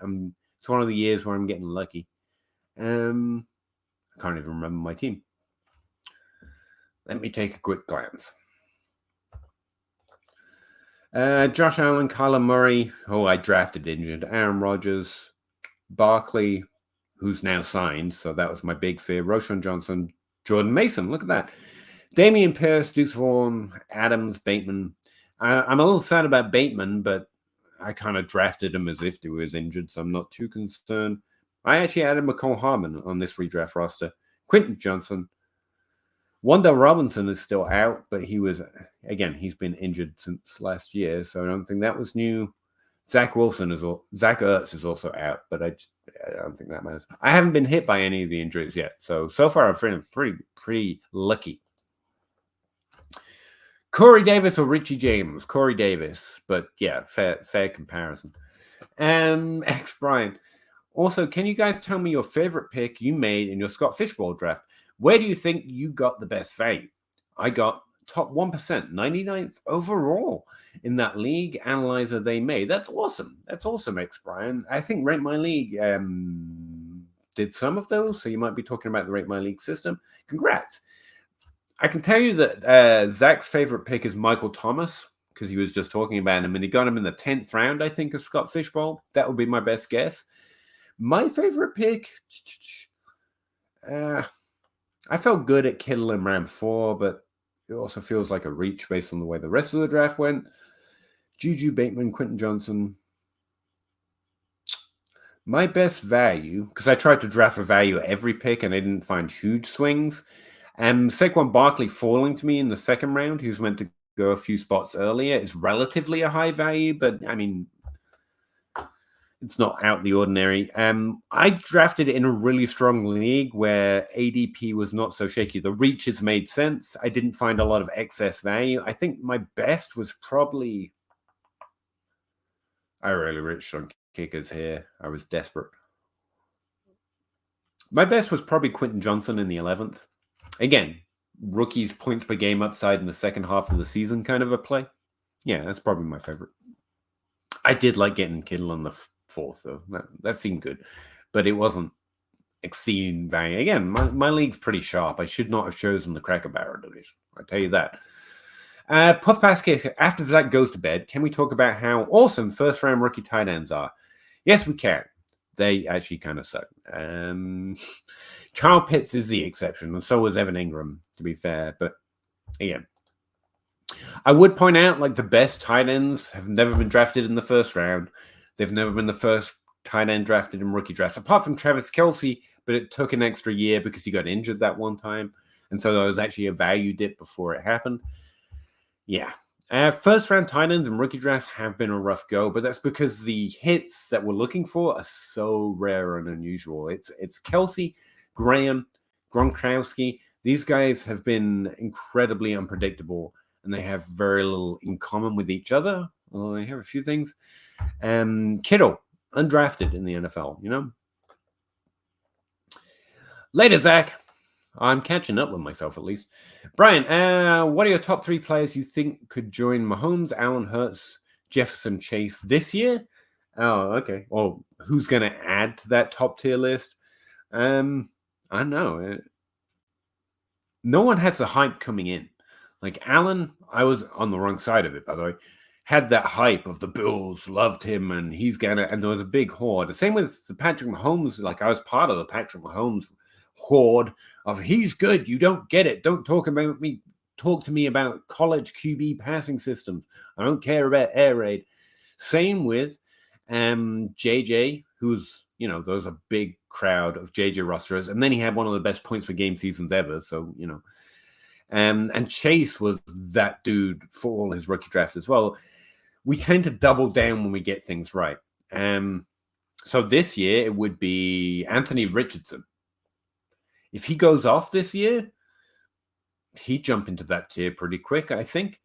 I want to say JSN and Addison, but those are kind of my guys. I think in terms of looking at the landscape, the biggest truther community, if they did something amazing this year or next year, Anthony Richardson's got the easiest path in there, Yeah.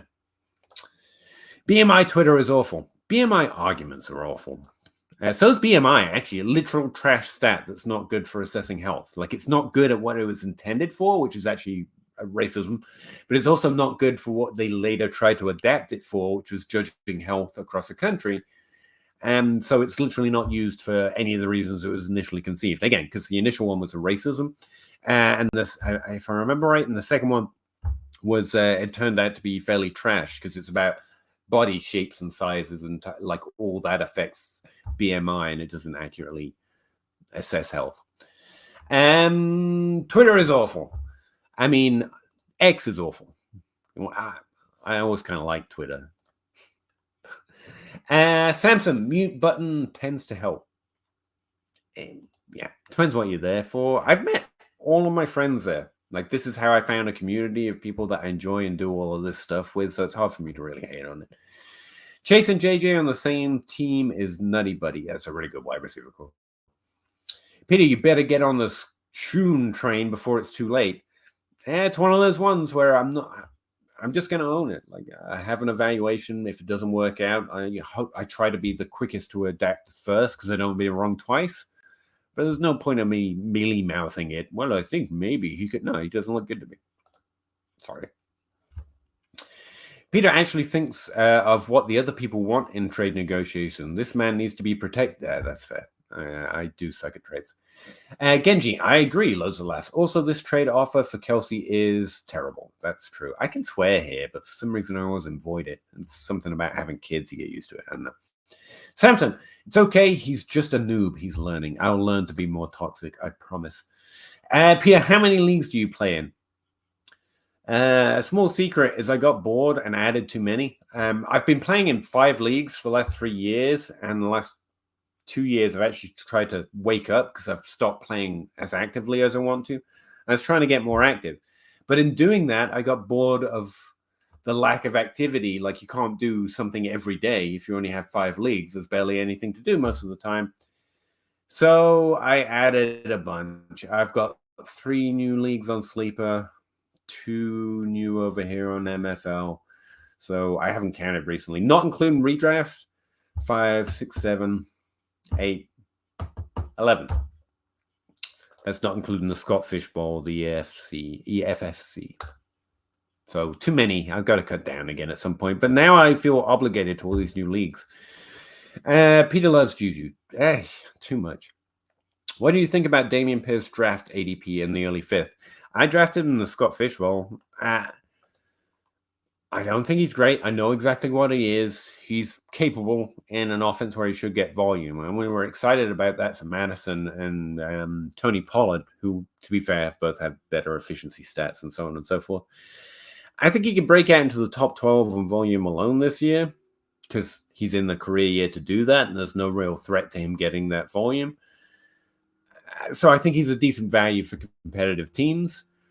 I think, it's not exactly an exciting one, but I've ended up picking him up a lot of different places because of When I'm in a mock and I have an early fifth, he's always there staring at me. And I just want to I'm trying to go wide receiver heavy. Like, I have no T. That's obviously my natural strategy. In both the Scott Fishbowl, let me tell you about my EFFC draft, which is a really fun draft. It's basically the SFB of Europe.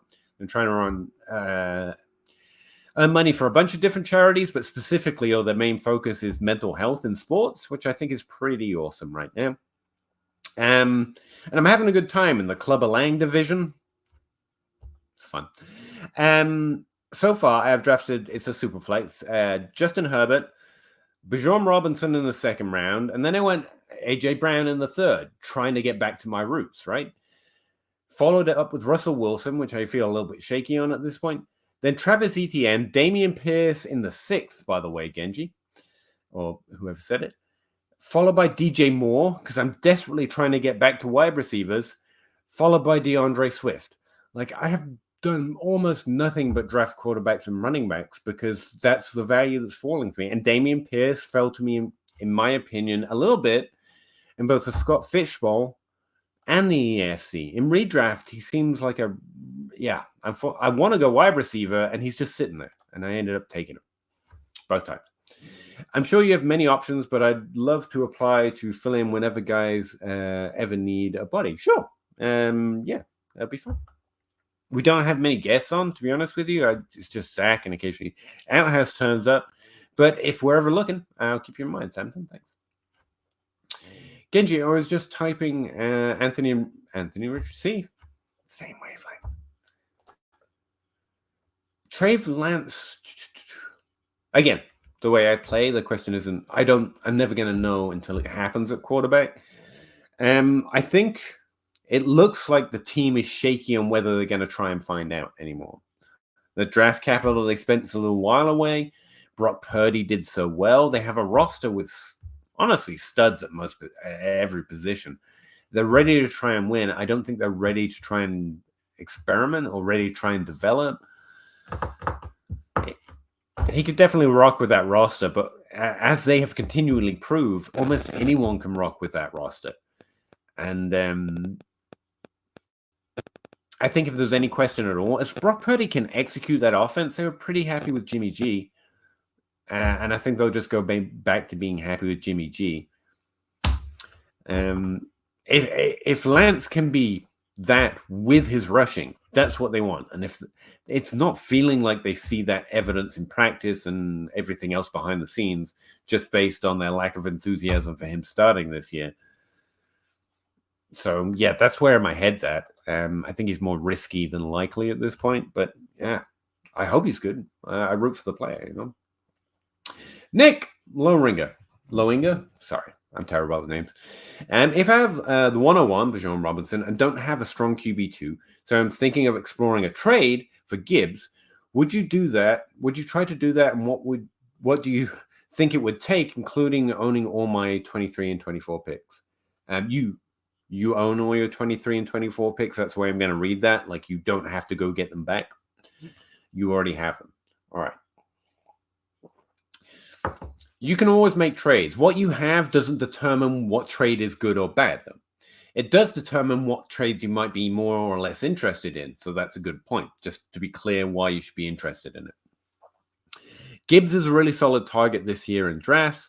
To move back that far to where it's not that far. It's like max, I would take him. You should probably take him over JSN at the 102, but I'm not going to. I'd probably take him around the 104. So depending on where you think he's going. To trade back one spot, we said add a 24 first to the 102. So any further back that you want to go adds additional capital on top of that. But that would be the floor minimum. To trade back one spot, I would lead at least a 24 first on top. To trade back two spots, honestly, I think pick 2 to 4 is kind of a tier.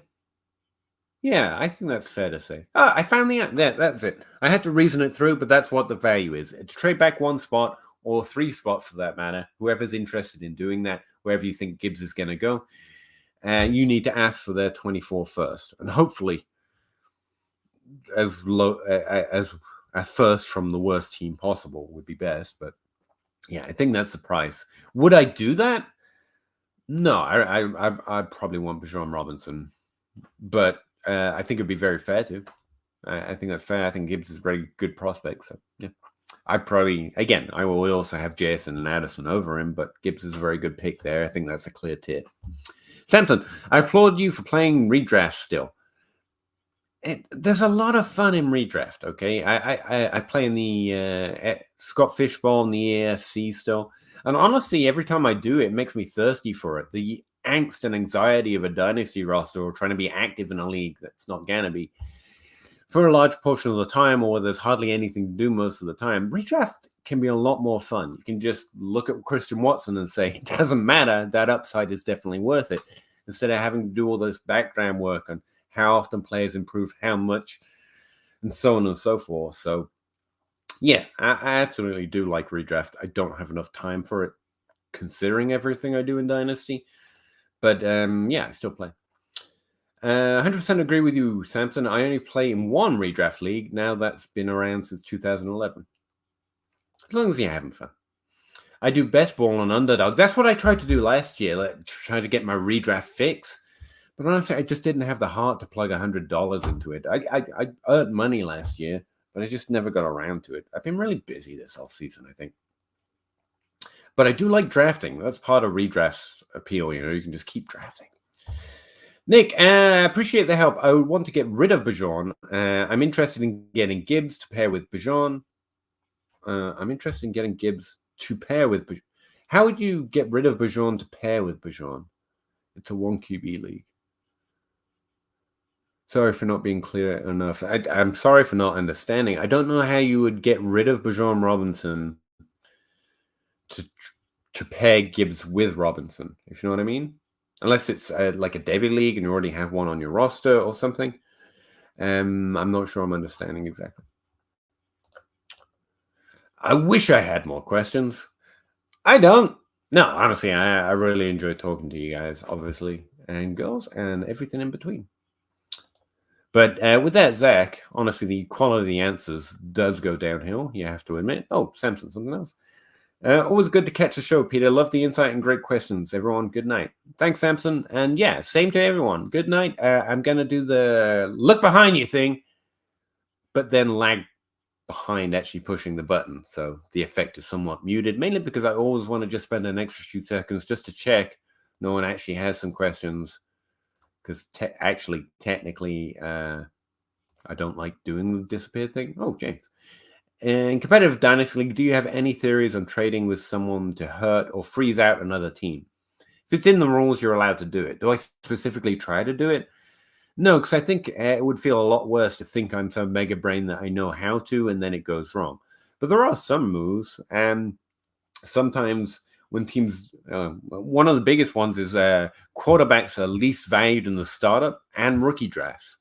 So just not caring what's on your team and taking the right player, like we were talking about earlier with Stroud versus getting Quentin Johnson, even though they don't value them, like that's where the odds are. That player is more likely to have more value or sustain value and have longer term value. So you can freeze people out by the mistakes that they make, but I don't try and freeze them out by specifically like drafting their handcuff or something like that, unless it's good value. Strange question, I know, but trading is key, especially when playing at a high level. Oh, you mean like trading for things they might need or when they get injured? No, that's all. If it's not in the rules, I agree with pushing every edge. I do try and, most of the people I play with friends, I'm not actually trying to make them mad, but honestly, most people that I play with, most people that I know that play in Dynasty feel the same way. Like if I don't spot something and you find a way to take advantage of that, like it's a game, we're having fun here. None of us putting our life savings on the line, so it frees you up to just be. You're meant to try and getting a cheeky win is still a win, and it's in some ways more fun as long as everyone's being friendly about it. Peter, give me some thoughts on Christian Watson and Elijah Moore and how you would have them valued. Christian Watson's worth a single for 24 first, for example. And I think it's very fair. But I think that first can do more for you with better odds of improving your team in one direction or another. But I think that's the value I have. I can't remember I have him ranked, but you can check it out on Patreon or DLF. Elijah Moore is unique, which is good. That's fun. But it's really difficult based on the way I play to really put a value on that. To give you some perspective, a player who did well in their rookie year has a better chance of doing well or being that guy that we're searching for on average more of the time. But only 35% of those players go on to be those guys. So their second year is really important to me. And Elijah Moore's second year is just one big old question mark because I don't know what to do with that. That didn't seem like he just wasn't good or didn't pay off from what he did in his rookie year. It seemed like Zach Wilson couldn't get with him, or they didn't like him, or the team. I don't know what to do with any of that. And then he moves teams. Like, I have no historical comparison. Not that it's, oh my God, wild events. It's kind of muted events. But in terms of finding past examples to look for, I don't have anything. So what I go back to is I liked his rookie profile. I thought his rookie season was decent. I actually thought it was above the line of decent. So if it's a second round pick and my team can sustain losing that for a player that has to score points this year for it to pay off. He's basically an old guy with less certainty, but he has more dynasty upside if he actually does well. So in a very particular situation, if I have a second round pick, I think Elijah Moore is a decent target. But he's really unique. There's not really much else I can roll up in that. Christian Watson, I think he's Chase Claypool, but I could very easily be wrong because of the limited time he played. His touchdowns are going to regress for sure, and his points per game was 11.9, which means I think his upside is a top 24 wide receiver. It's not that Aaron Rodgers is gone. It's just I don't think he showed the ceiling that some people do. Because I think he got mostly the role that he could earn on that team, and I think he was specifically schemed into that high touchdown role, which is good. It's good for fantasy, but it's not great long term. So I'm mostly just playing the value on it. James Tucker agreed. It's a recipe for drama, though. That is true. Elijah Moore, gross. I mean, all right.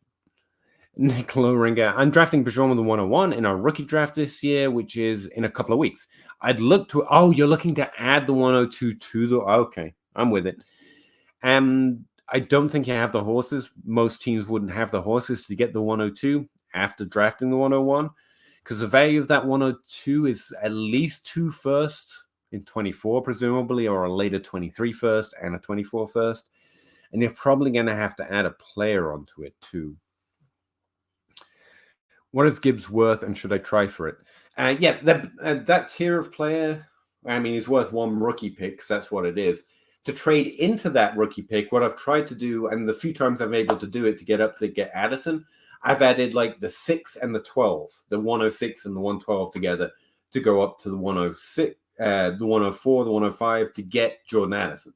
Like, I've done that a few times, and that's the same tier.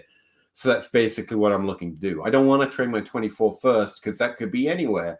But if I have 2 23 picks, then I can package them up to move up. So that's the type of value you're looking at. That's the only trade I've made to do that. So I don't have any good player evaluations. I would say specifically try to avoid trading the 24 first. Just seems like you're betting too much on what we know. But, I mean, that would be fine if you added a later 23 first to a 24 first. I'm assuming you don't have that many 23 first. That's why you're asking, though. So you're going to have to default to a player that's worth a first and a 24 first to go get him. Like, if you could add a 24 first to, who could you possibly roster? Michael Pittman, wide receiver. Or Brandon Ayuk, Jerry Jeudy, the sleeper wide receivers who are good, solid, proven top 24 upside, but don't have quite that ceiling. And it's not a running back, those are some options. Someone was shopping T. Higgins and I didn't pull the trigger, but now I regret it. Thoughts on the type of roster that should trade or sell Higgins? There's no roster where you should sell T. Higgins. I mean, he's young. He's proven good. So, I mean, that's Dynasty universally approved. The only time you should trade T. Higgins is when it's a really good trade or when it does something else for you. Like you're a competitive roster and you need to go get more upside at a different position maybe. So T. Higgins into the running back or the wide receiver or the quarterback could definitely make sense on the right roster. Like the team above, he was like his wide receiver 4. And it's like there's lots of ways to explore advancing your team. Other ways, get extra value on top with a running back or a tight end. That's the type of roster I guess you could. I don't know there's a team where you should. He's fine. There's no should for Jalen Waddle, CeeDee Lamb, Garrett Wilson, Chris Olave. There's no team that needs to get rid of them. Outside of my team sucks, they're probably not going to get drastically higher valued, so I may as well trade them for all the value possible. But then it depends on what are the trade offers. If you don't get a good trade offer, you just keep T. Higgins and you're fine. You know? Hopefully that makes sense. Coworker claims Elijah Moore is hungry, Lozalas, and a great sleeper. I mean, I saw him listed as a great sleeper in a fantasy magazine lately, and I can see the argument. I think the laughable thing there is the certainty with which people acquire it, or the genericness of he's a sleeper. I mean, yeah, sure, but for what? Especially in Dynasty is really the question, or in redraft for that matter. But yeah, I appreciate. I will chuckle along with you. The hungry thing, like I root for all players, but so much of what we think of their attitudes or whether their attitudes are good or bad, one is nonsense, and two, it's just about what we hear because that's what some media outlet wants to portray, right? I got to imagine every player in the NFL who knows they can make and break the rest of their lives and their families' lives by doing well. They've all got to be hungry, right? Then again, you do hear about Baker Mayfield. So maybe the privileged few don't have to feel like that. But I got to imagine most who work their whole lives to get to the NFL, then they get there. I mean, they got to all be wanting it, right? Obviously, there is no universal. Like, clearly, Josh Gordon was struggling. You know, he wanted it, but that came second to his health concerns and, you know, so on and so forth. So a little nuance in there, but I got to imagine they're all hungry. And also, professional football players means that, hungry or not, they're all trying to do their best job. And it's kind of another one of my defaults. Gibby is Dynasty running back 2. I don't have him quite in the top 5 yet. I've got him as 6. I still see. I'm still not as sure on the top range of outcomes for Gibson because I still think he's more top 12, not top 5. He's more Swift than he is CMC or Kamara, but I will be very happy to be proven wrong, and it is in his range of outcomes. Whoever has the 102 won't trade cheap, or no, he shouldn't either, or at any, or unless they're savvy. They can't compete. Yeah, again, team situation can sway it. But yeah, you're exactly right. On the clock, in a draft, like there's literally no window possible. The rookies as high as they're gonna get. They're as happy to be drafting as they're gonna get. Like it's the worst. It's almost the worst moment, unless they particularly don't like this draft class or that pick or their team needs something else. Yeah, it's the worst window. Any hope for Justin Shorter in a deeper league? Or not worth a roster spot? I've seen that name before, but honestly, I don't know too much about him. Let me remind myself. Justin Shorter.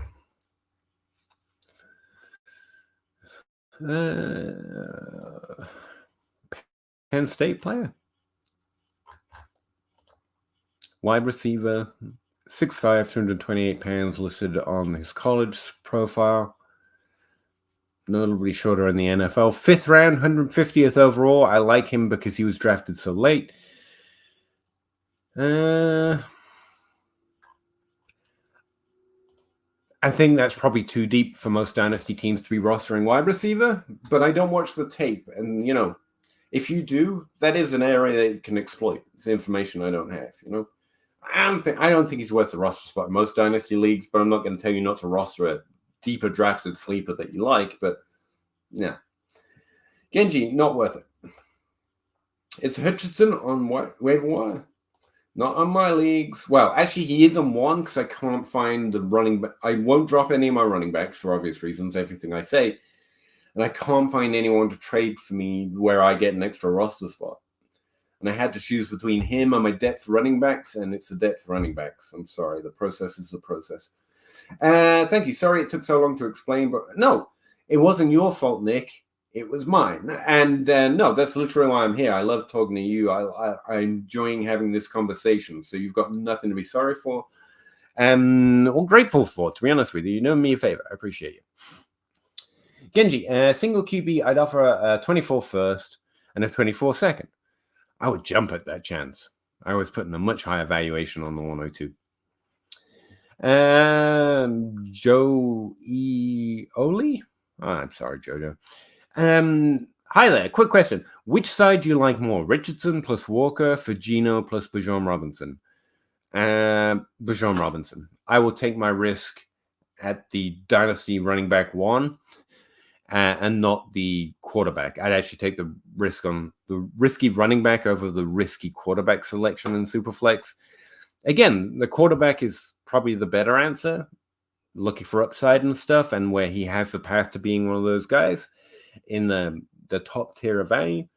I have learned not to take my risk there. I think I get that wrong more often than not, and I have no way of giving me an edge, whereas I have a lot of things that help me be pretty persuaded that Bijan Robinson is who I think he is, kind of a thing.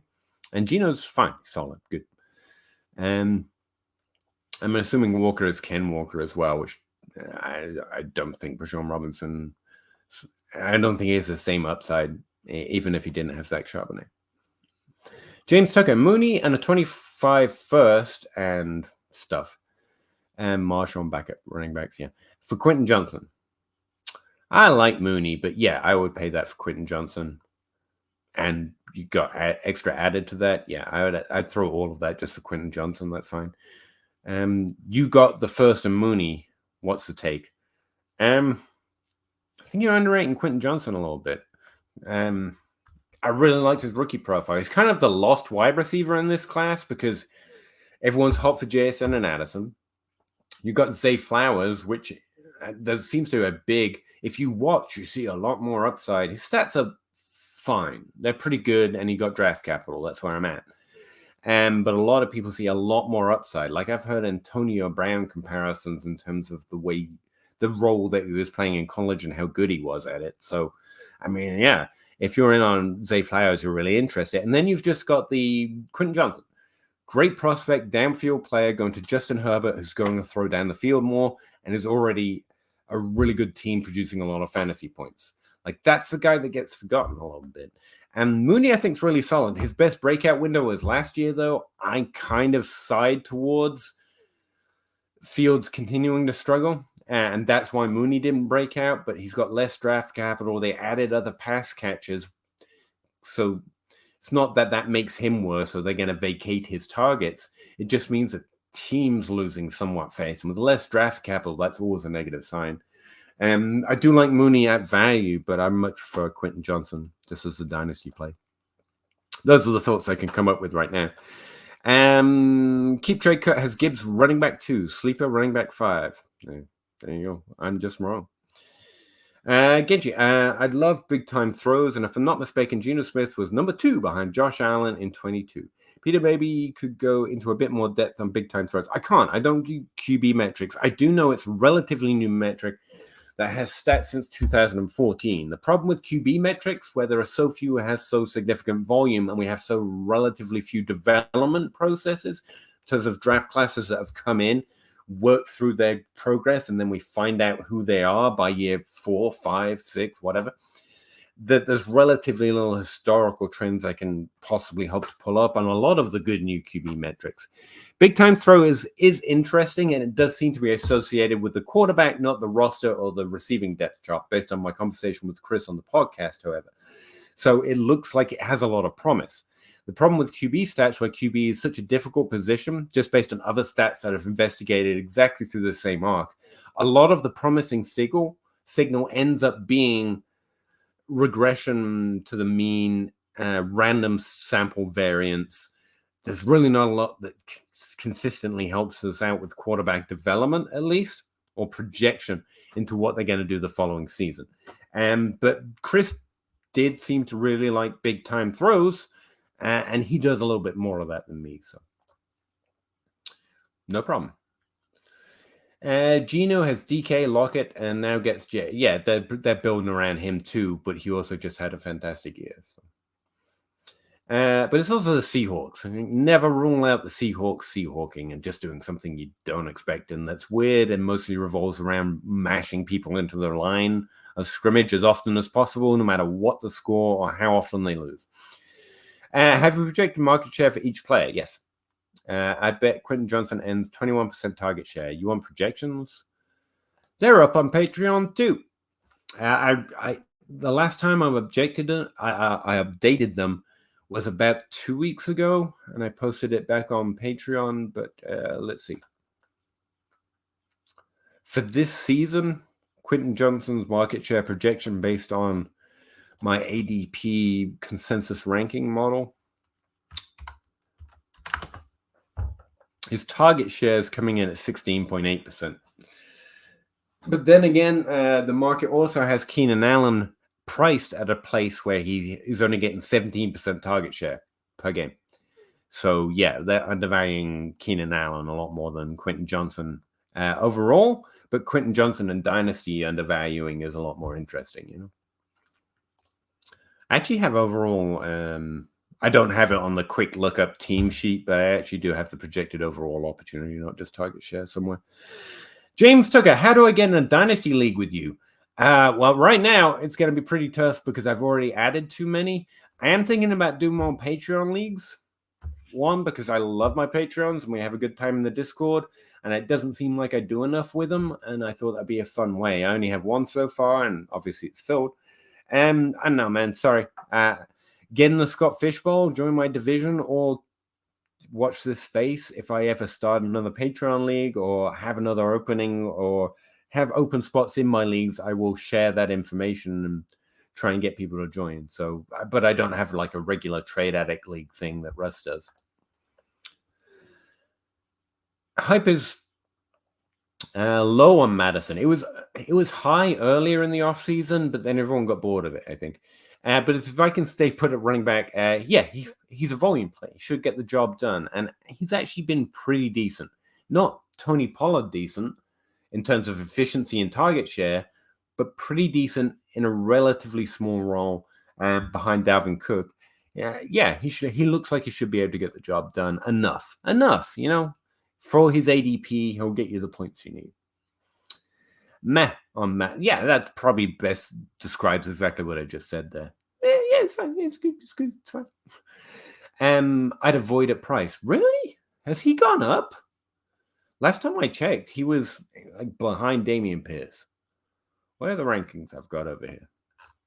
Running back ranks. These are consensus ranks across 5 or 6 different sites, and then I do a little value calculation on them too, based on last year and their career year. Let's see, Madison. I have him as running back 21? 21 running back overall across industry, dynasty, and everything else. And he's behind Damian Pierce. I mean, if you're looking for a running back outside the 5th, 6th round, or in the 5th, 6th round, I think Damian Pierce is your choice. And then Alexander Madison is pretty hot. To your point, though, like Cam Akers and Javonte Williams and DeAndre Swift is right behind him. And I like all of those guys more because they go a little deeper even in drafts. James Tucker, Nico Collins or Puka Nacua for bench spots? I actually don't target either player. I probably roster Puka. I don't have a lot of hype. I know some people love his rookie stuff. I'm not overly enamored. But I think based on the draft capital they spent and his overall stats, yeah, he's got upside there. Let me see. Nico Collins. Nico Collins was a sleeper last year that people were tagging me mad because I said he would get basically what he got, and I didn't think I thought people were getting a little too hopeful for vacated targets there. Let's see. Nico Collins is wide receiver 53 overall. And Puka Nakua is going to be lower than that, surely. Yeah, I'd rather take the bet on Puka Nakua at value. What's the best way to predict volume for offenses with QBs, no sample sizes like Love? It's a good question. Ridder, Howell, and the rookies scheme predecessors volume. When I was projecting team volume, like trying to create a formula that projected team volume, what I did was basically a bastardized version of something James Simpson, I think his name is. He does projections, and he was actually one of my ins to learning how. I do a 3-year regressive model on both the head coach and the offensive coordinator's averages, and do the average of those two regressive models, and it creates pass attempts and rush attempts. That's how I was doing it. So it's a history of what the coach has been doing, even when he's on different teams, assuming there's some sort of connection there. But honestly, it's a really rough situation because I think passing attempts mostly comes like we're talking about with Justin Fields. It's really this complex interplay between what the coach wants to do, what the quarterback is capable of doing, and what the receivers he's trying to throw to can help generate.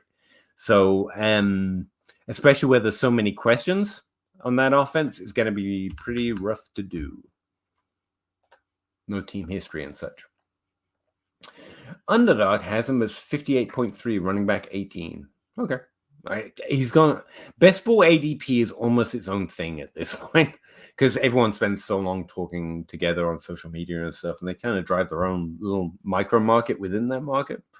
But sorry, I shouldn't talk out of church. I don't know enough about Underdog this year. James Tucker, I'm trying to get into college football, but find it boring compared to NFL. Do you think true fans of college football have advantage in Dynasty, or is it just guessing the NFL game? Go LSU! I don't think a Devy player in my Dynasty league, I don't think has an advantage over me. No, because while they know about it earlier, I have all the time I need to catch up, do my full process and evaluation, and know where I'm at in the right players. They might have an advantage in that they're a little bit aware of the depth. If they're a serious Devy player, they know everyone that used to be in the top 3 before it ever got towards the Dynasty, So they might have a little advantage on those guys that might not notice, but then I get all the time I need to listen to Twitter, to listen to Devy guys and catch up, even to those smaller edges. But I mean, yeah, it could provide an edge. Depends on how you play, how much time you invest, and stuff like that. But broadly, I don't think Devy provides an edge in a Dynasty league. But I think Devy could be a very fun format. And it could, it could provide an edge. It depends on who you're playing against. I would put anyone in my Dynasty leagues up against a Devy player, and I don't think they have an advantage. But compared to an average player, I'm sure an average Dynasty player, they might have a little edge on those sleepers. But again, we get these 3 months to listen to me, to listen to Travis, to listen to all the Devy content out there. And I think an average Dynasty player is so plugged in at this point. We're all on our phones, even if we're not only on football Twitter, Yeah, maybe a little bit, but I don't think it's league swing.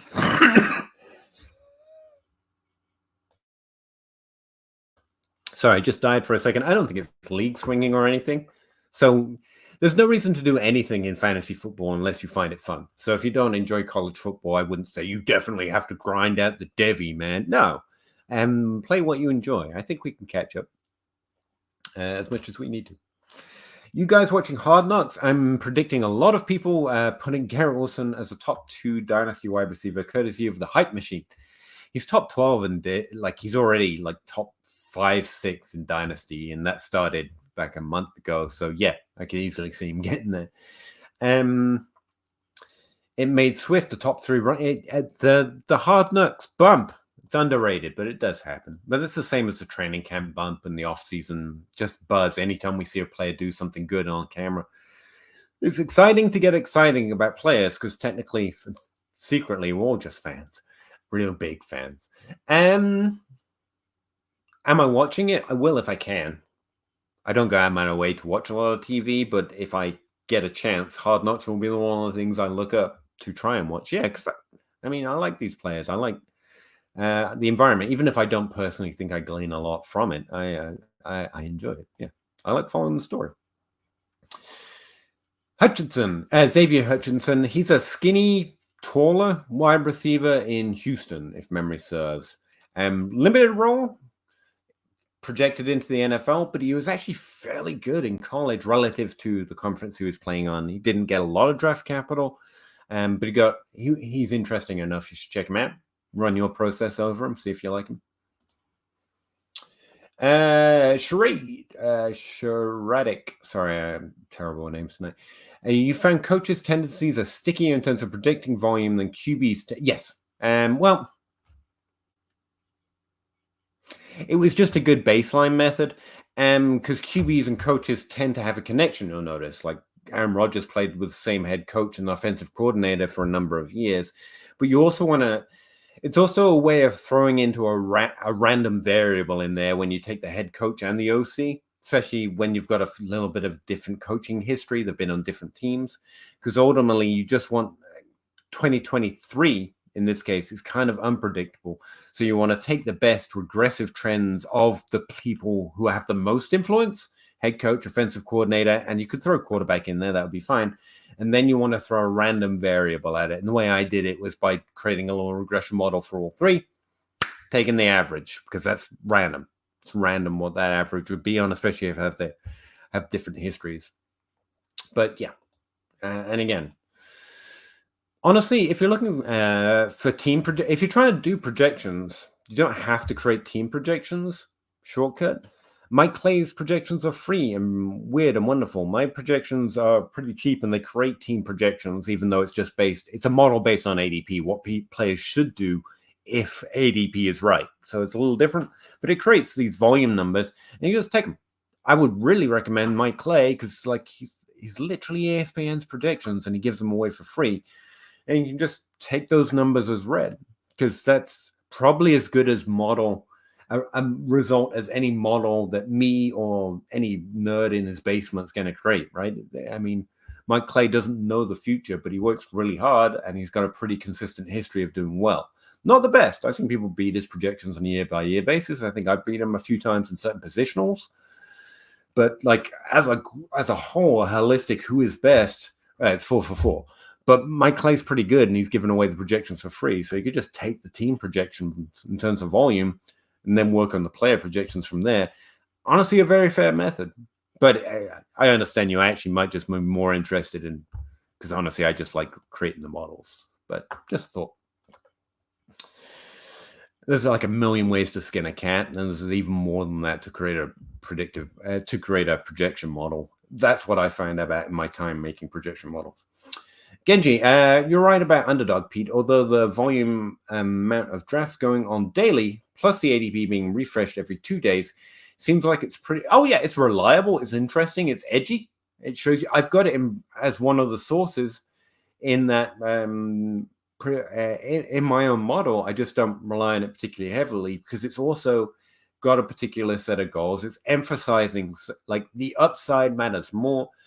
It's like redraft to Dynasty, right? Like McCall Hardman and Corey Davis and whoever, Zach mentioned Corey Davis, and Gabe Davis. These guys have very particular upside to a best ball scenario versus a Dynasty or a redraft one.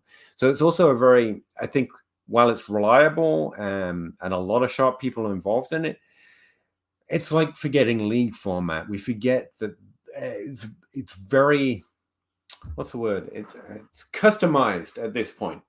It's like the FFPC. Should be the sharpest ADP in the world. But it's also, when you get very good players playing consistently and reliably, to your point, what they will do is they go and look at the rules of that system and try to exploit every edge to the 9 millionth degree. That's what sharp players try and do. Not me, but like the really great players, the great poker players, the great football coaches, frankly. They go and look for the most obscure parts of the league settings or the game rules, and just squeeze that little edge on the outskirts as much as possible. And where underdog is that competitive, that sharp, with that many good players playing, it doesn't create a drastic difference, but it is max difference from how it all functioned versus your and my 12-team dynasty league or redraft league. It's not a great difference, but it's at max separation because they're trying to maximize all those little edges because they are so sharp. And while the differences aren't big, they're trying to max them out. And I just like to point it out. It's not like again, there isn't a huge adjustment to be made, but it is true. Like in Dynasty, Alexander Madison looks fine. And then you look at Underdog and you're like, oh, that's way too high. I hate Alexander Madison. But it's which church is speaking in, I guess. I don't know. And James Tucker told Ritter is a sell. I think Ritter, Pickett, and Love are QBs I would try to trade before anyone sees the results. Not because I'm not rooting for them or I can't be wrong, but I'm not expecting a lot of upside at the position. I think right now, I'd rather cash out on the potential. I think they'll be fine. They'll be startable. They'll be fine. But I think any potential value will disappear as the season plays out. I think people will see them as the bridge quarterbacks that they are by the end of the year, is what I'm saying. And I could be wrong. Like if Jordan Love just is Aaron Rodgers last year wasn't very good. And if he just puts up that level of performance, people are going to be stoked about it, right? If Christian Watson can go off for 12 points per game again this year and score dramatic looking, because he's very good at it, touchdowns on long pass, people are going to love it. So I could be very wrong. But yeah, I'm scared to miss out on if he's the next, don't be scared of those things. I mean, you don't have to be scared. You just have to know that you won't know. No one knows for sure. Everyone's going to convince you that they knew after we know for sure. So the best you can do is whatever your process is, you can borrow mine for a minute. If you don't have one, you can borrow Zach's, you can borrow anyone's as you learn or develop your own. But you just got to find something you feel confident saying, I don't know, but I'm going to lean this way. I'm going to throw my shoulder, because at some point you have to make a decision, right? And behind something. And that can just be you really like Ritter, right? You could watch him. You could follow him from I'm okay. Have your fun. And you could just always root for the players that you want to do well. Perfectly fine way of doing it. But if you're asking me in terms of where he was drafted, the fact that he's taken a delay to get on, the fact he's getting a job because of the way that he has, and the performance we've seen so far in college and the NFL, running those through historical comparisons, he looks like he'll do fine. He doesn't look like you should be worried about not having the starter there if he's the starter for the next few years. But again, I say that knowing if he proves me wrong, I'm going to be the first to shift course. Like that's, again, I want to learn from my mistakes. So Jalen Waddle, I was kind of humming and hawing Jalen Waddle. He did great. Now I love him. I love him more than anyone else. Amon-Ra St. Brown, I really liked last year, but I put him in the same category with Darnell Mooney. I want to learn from that mistake. Now no one is higher than me on Amon-Ra St. Brown. It's not overreacting to catch up, but it's recognizing that the upside that I didn't think was there is actually there. So I will change tacks when I really have to, when he proves it. But you just got to find something you want to put your weight. Because again, at some point you have to make a decision. So don't be scared. If you like the line for whatever reasons, just throw your weight behind it. Because I can be wrong. Everyone can be wrong. In terms of, again, the way I've counted it, the odds are against it. But I mean, everything's got bias in it, to be honest. When I bet on a player against market, it's hard to cash out when the time is right. If you're trying to play with a process that's more about the way I'm describing, I try and play, it does take discipline. It's like Zach trying to trade running backs at the height of their value. You know how hard it was to trade Saquon Barkley after his rookie year? It must have been really hard. I don't think I did it. I just kept Saquon Barkley.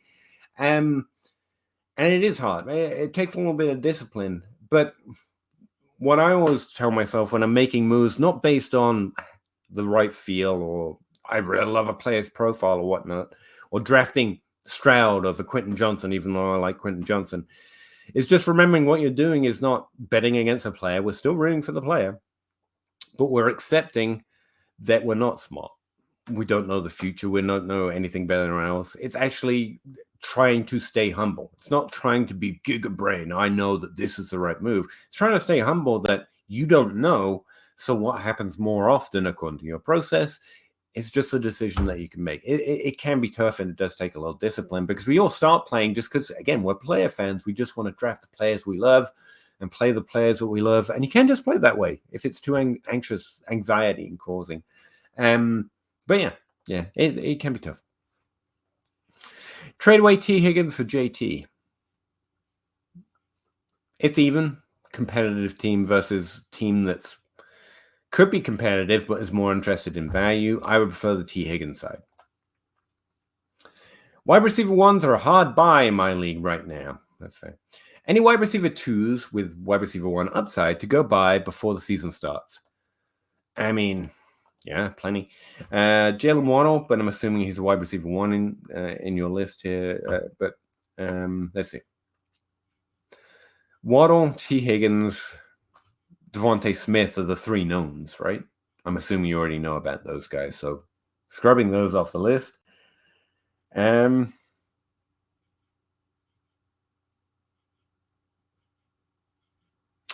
to remember my depth charts.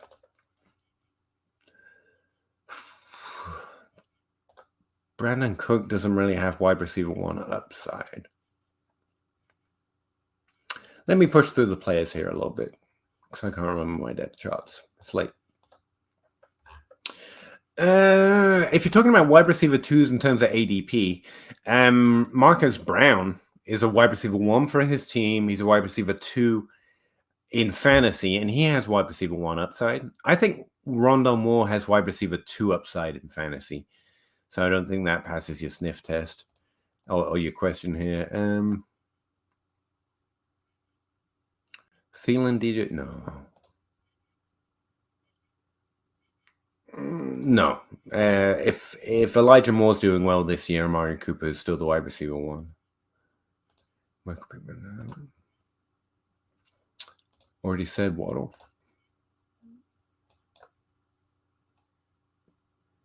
George Pickens?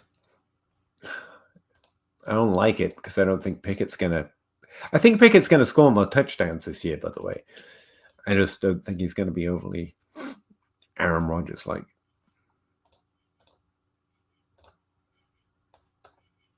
John Dotson? Not really. Oh, you know who is listed as a wide receiver 2 on his team right now in Dynasty and on ADP and in projections? I think he has wide receiver 1 upside. Oh, wide receiver 3 on his team. Wow. Rashad Bateman.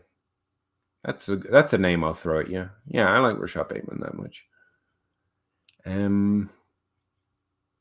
Who's the other one I was just going to go check? Oh, Quentin Johnson this year. Yeah, he's listed as wide receiver 3 by ADP as well. I mean, the consensus ADP I've got right here. Yeah, those are the names. And remember, there's not many that produce. There's like 4 teams every year that produce 2 top 24 wide receivers. So that's probably more than enough names to be considering. Ron Rivera sucks. I don't understand how he continues to get his head coaching jobs.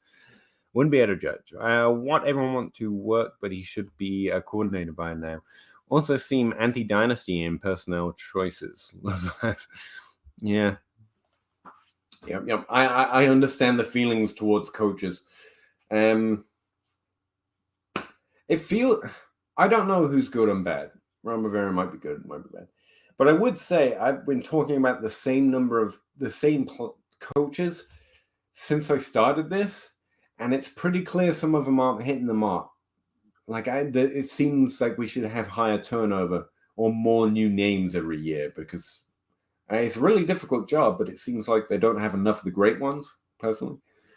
Probably his last year. Don't really see why Eric Bellamy would leave Kansas City for an OC job. I hope that guy gets, again, a new name. Give me someone who's had success, shows promise.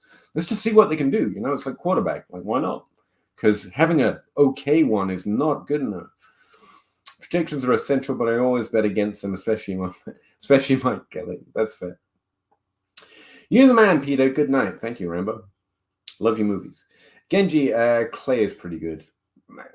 I think he's a definition of holistically, if taking everything in, like, Work ethic, the results, I think he's as good as overall good can get. I do know 4for4 has been the highest projection outlet consistently until they removed their projections. They were doing so well from the competition. I think we've proved it. We don't need to keep giving these away for free. So yeah, John Paulson's amazing at it, and we disagree on vacated targets, by the way. Projections make fantasy football fun for everyone, but injuries and Rivera ruin them. Yeah, reality ruins fantasy football, if you ask me. Projections aren't going to be right. Yeah, and if you start from that premise, they're really useful and interesting, right? A projection model can be built to do a variety of different things. Project what you want to be true, what you think should be true, or what everyone else thinks is true, or try to accurately predict. That last one that everyone thinks projections are, it's actually the rarest projection model of it. Like, very few people are trying to project what's actually going to happen. They're mostly trying to learn from what we think right now. Most of them are trying, including Mike Clays, is trying to figure that out. What's reasonable to expect based on what we expect? That's the most common and the best projection systems. Robert, how are you doing? Welcome in. I meant to have left about an hour ago. Do you have any advice for players familiar with redraft but are new to Dynasty? Yeah, join DLF, I guess, is a brand. Check out the Dynasty Dummies podcast. That's my co-host podcast. Or Dynasty Crossroads is a unique flavor, but that's mine. Certainly try and welcome you in. Get active on Twitter. We will talk. We're all happy to divulge information. I think I've done a podcast on this, and I've got a YouTube video on how to start, and a few on how to win Dynasty and how to start Dynasty. Slowly. And by that, I mean don't add a lot of leagues. What I mean is adjust slowly. Points are still really important. The only real difference between Dynasty and redraft is value exists. Because in a redraft league, the only thing matters is who's going to score more points. So the only trades that happen are, I think this player is going to score more points, and I think this player is going to score more points. Let's switch. But in Dynasty, you can actually bet on the value of that player. This player has more points. This player is going to have slightly less points for a longer period of time. So we trade that, right? This other source of value. That's literally the only difference, this value thing that exists in Dynasty. Outside of that, redraft does a better job at predicting who's going to score points. So you already have an edge on knowing who's going to score points. The only thing you have to do is be gentle or be slow to take advantage of that edge, because Dynasty does a better job, and Dynasty ranks and the Dynasty players in your league will also do a better job of knowing who's going to have that value next year and the year after. That's the Dynasty game. Redraft is who's going to score more points this year. Dynasty is who's going to be more valuable this time next year. That's another way of phrasing the two differences. You can just play the way you've always played, but just be gentle with it. You love CMC this year. I know you do. We all do. But maybe be okay taking Justin Jefferson or Jamar Chase over him because he's ranked over them in Dynasty. You still want CMC, but you can get him in the third round or the second round, the end of the first, actually, instead of early in the first round. That's fair. Just check out a decent source of ADP, Dynasty League Football. That's my home base. Or go to fantasypros.com. Get a free account. They actually have Dynasty ADP and Dynasty rankings as part of the free account. Just focus your game, how you play redraft, but actually just gently allow that Dynasty ADP does that question better. So just because CMC looks undervalued to you doesn't mean you overdraft him in your draft, right? You see what I mean? Just be willing to be guided by Dynasty ADP a bit. And honestly, just knowing those two things, you'll be fine. You've got most of it. No Dynasty ADP or Dynasty rankings. And again, Fantasy Pros free account, good. Keep Trade Cut does all that stuff for free as well. Not necessarily the best, but they'll be perfectly fine. And then your knowledge of who scores points. You already know most of that because you play redraft, so you're fine. And just allow Dynasty valuations of players to guide you to where you want. You can build a purely redraft team in a Dynasty draft if you do it by ADP. Like you trade into the right spot with a future first or whatever to get CMC a little higher than ADP, but where you're comfortable taking him higher than DLF. And then you trade to where Nick Chubb is. And then you trade to where AJ Brown is because he's a little undervalued because of age. You can't completely do that, but you just have to respect the ADP just a little bit to start with until you get a good sense of where it's going right and wrong for yourself. And so that you're not completely bleeding that value. Like if you want CMC, trade back to get him where he should go, and trade back by adding future draft capital, right? Or some pretty good picks early on in that draft. But yeah, as long as you're doing those two things, follow Dynasty ADP with a redraft mentality, you'll be fine. You know the points well enough. You just have to know that you're still developing a feeling the same way you have one for points, because that's how I play value. And for who is going to be more valued this time next year. Or you can start asking yourself that question as you draft. I'm drafting this guy right now, but am I missing someone who might be more valuable this time next year? Positional trends help out with this. Wide receivers tend to have longer term value arcs and be higher valued for a longer period of time. Tight end and quarterback are relatively stable at the top. So, Mahomes, Allen, Kelsey, pretty safe. Whereas Justin Jefferson and Jamar Chase are pretty safe and also of higher value for a longer period of time. From this point on. So, yeah, where was I on that? Yeah, just do those two things. Sorry, that should just be 2 sentences. And I'm trying to succinct everything to not scare you out of Dynasty, because it's really very simple. There's no reason to adjust too strongly what you already know. Just following ADP is going to get you 90% of the way to there. One of the intros I've written for the podcast this week is literally an explanation of how you start at the top of the Dynasty mountain and you look at the mountain of information, we'll call it, below you. And you think, man, I have a long way to go. And the deeper you get, the closer you get to understanding part of Dynasty, the more you realize you are now as close as you were to understanding it as you were at the top. You just have to sift through an awful lot of information to realize why and which parts of what you assumed was true already at the start are actually true and why. Like you don't actually improve greatly by doing all this extra Dynasty work. There's a little edge, and it's mostly by recognizing what parts of what work the way they do. And the rest is just noise. Positional trends, career arcs, the fact that players break out most often in their second year. When players break out for the first time, you've pretty much seen their ceiling and just treat them like that from then on. And also rookie evaluation. The Dynasty kicks crap out of everyone for rookie evaluation. And I'm including Devi in that, damn it. But yeah, I've heard way too many best ball bros and people that have won millions playing DFS, to be fair. But when it comes to rookies, the average Dynasty player knows more about who's a good player, because that crowd, the redraft crowd, tends to be overly invested in size metrics and athleticism because it seems to make intuitive sense and they haven't dug down into it nearly far enough. And you find that most of that washes out once you've gone through enough draft classes, that the size and the athleticism mostly is just noise.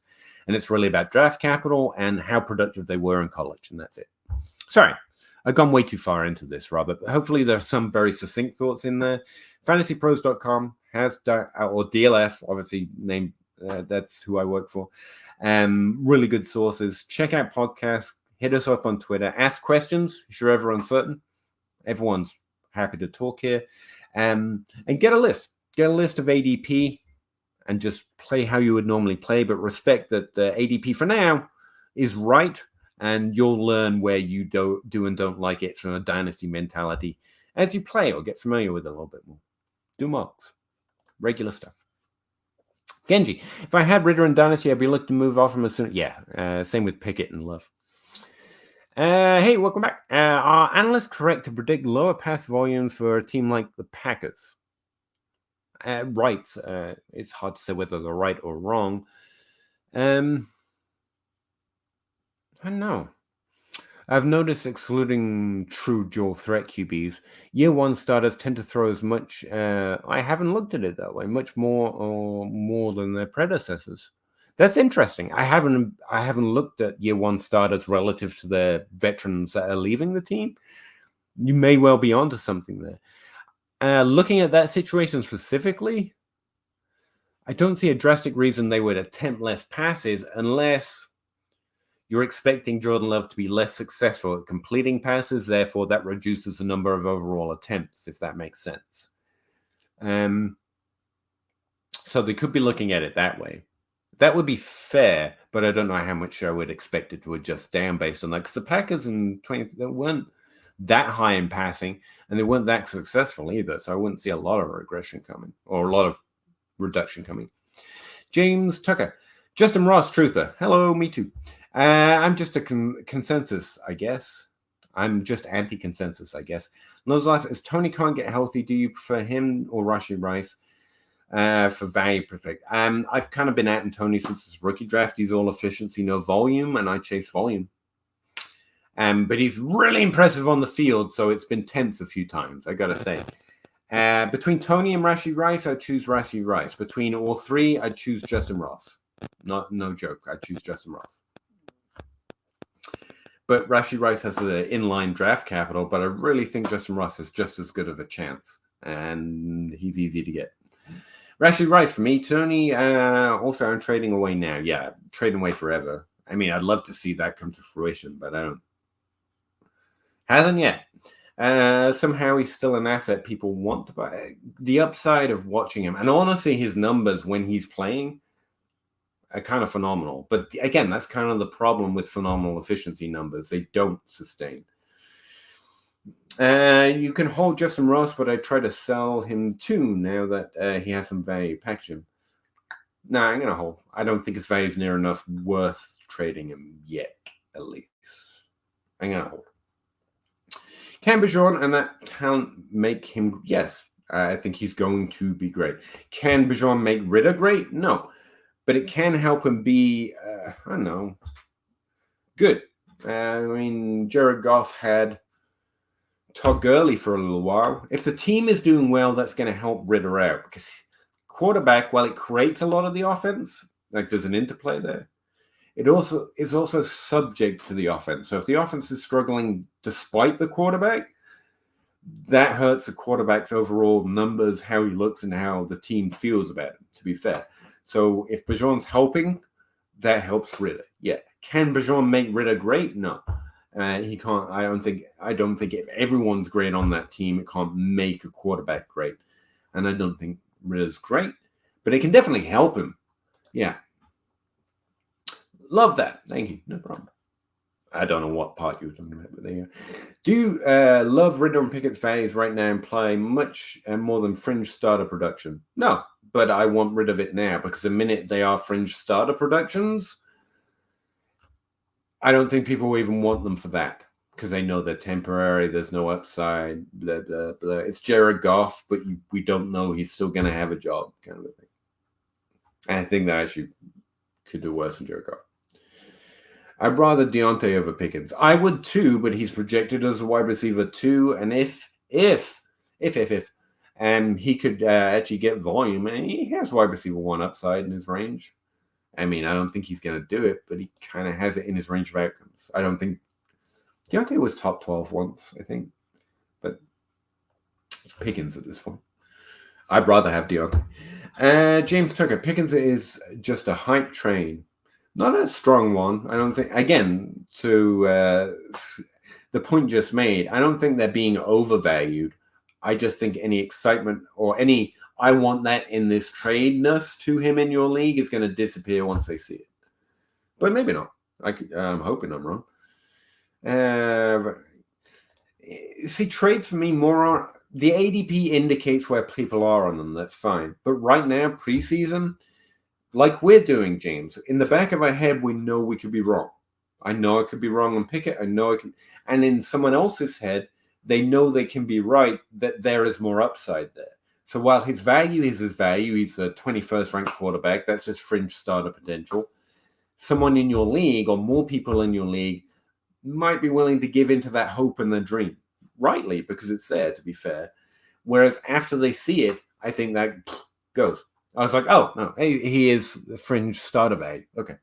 I think there are less people that hold that hope the minute it happens. That's all I'm saying. His value is fine. 2 wide receivers 2s and 1 wide receiver 1 upside. Fair enough. Bye. If Ritter, Love, and Pickett end up being good, I'm okay missing it. Yeah, that's kind of where I'm at. You prefer Quentin Johnson? Yes, I do prefer Quentin Johnson to Zay Flowers. And it's another one where I'm happy to be wrong, but the process is a process kind of a thing. Zay Flowers looks good. He looks fine. Yeah, he looks pretty good, actually. I don't see the upside that a lot of people see in his numbers, but I mean, Deontay Johnson didn't have mega numbers. He had, it's okay. And having... So, yeah, he could still be that. But Quentin Johnson has numbers which put his range of outcomes, for me, closer to more upside. I wouldn't be surprised to be wrong, because we're guessing at something that's impossible to get right consistently. But I have pretty good confidence in my rookie process at this point. And so Quentin Johnson over Zay Flowers, but it's a tier, to be clear. Oh, you're talking to Genji. I get to move on. Hey, are they good bets? Yeah, they are good bets.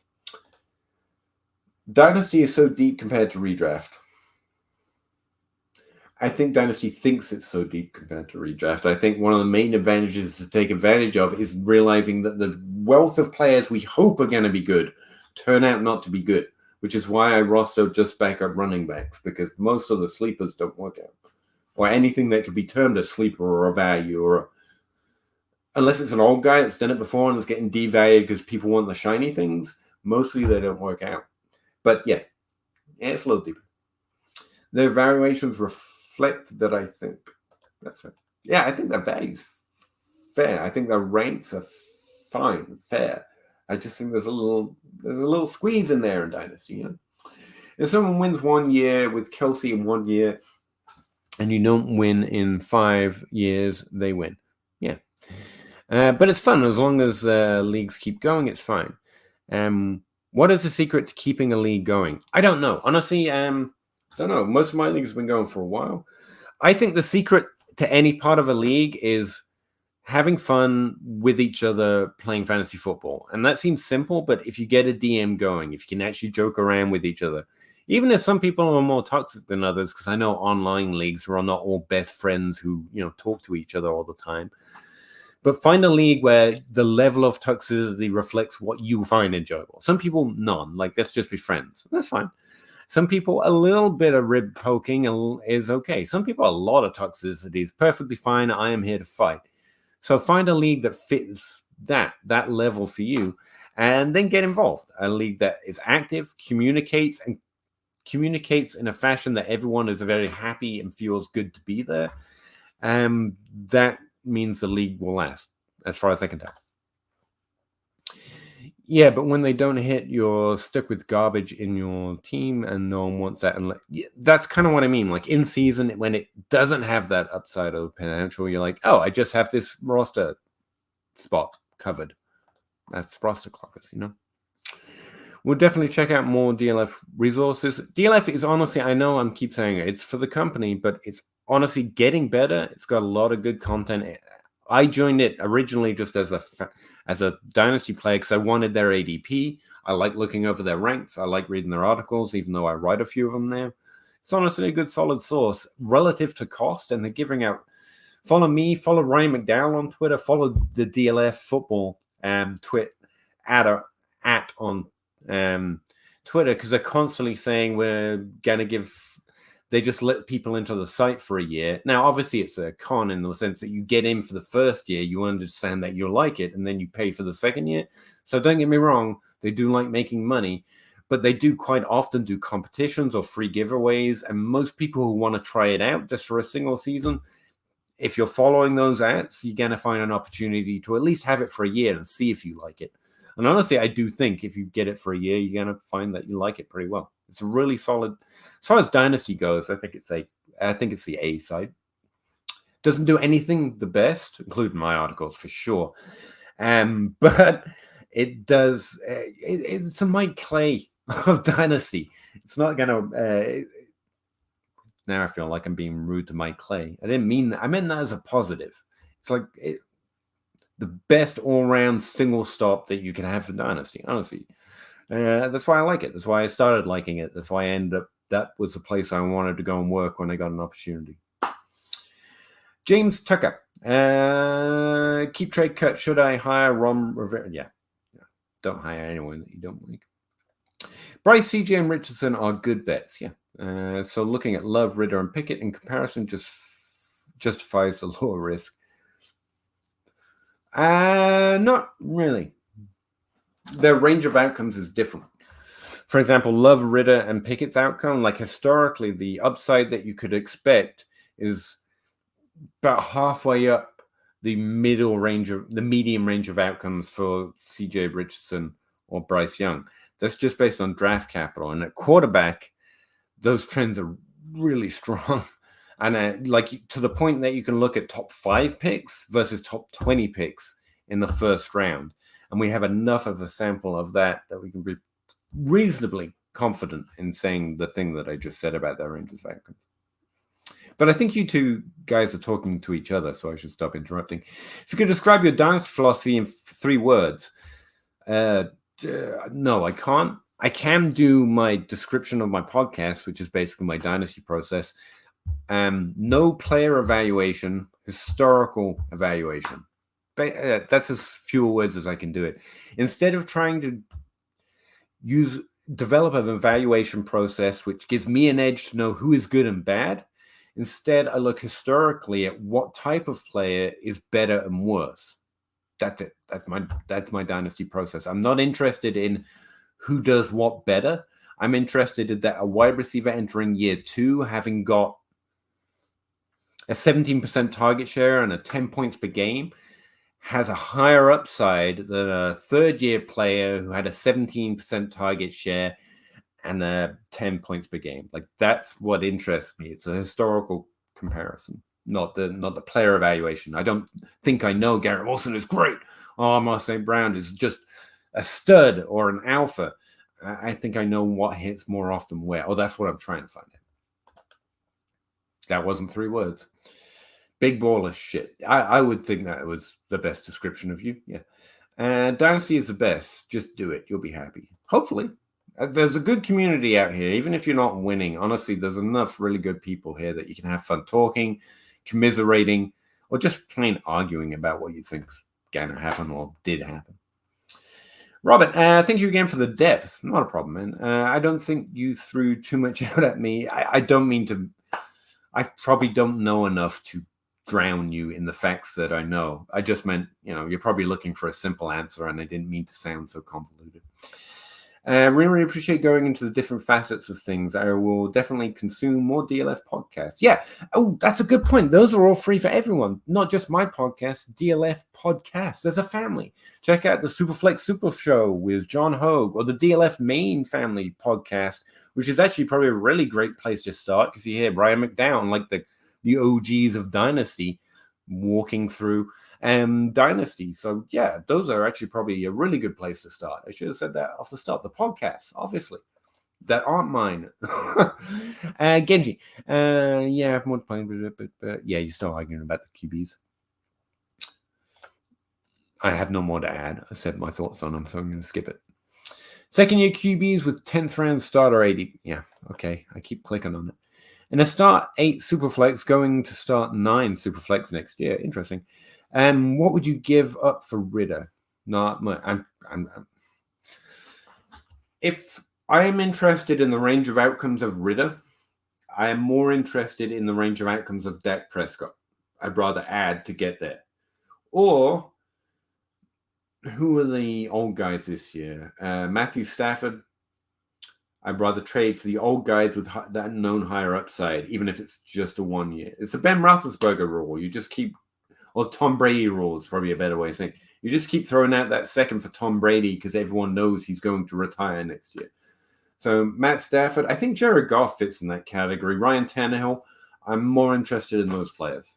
So there's almost no value. Like, I'd rather trade it away. I'd rather target other players if I'm interested in that kind of thing.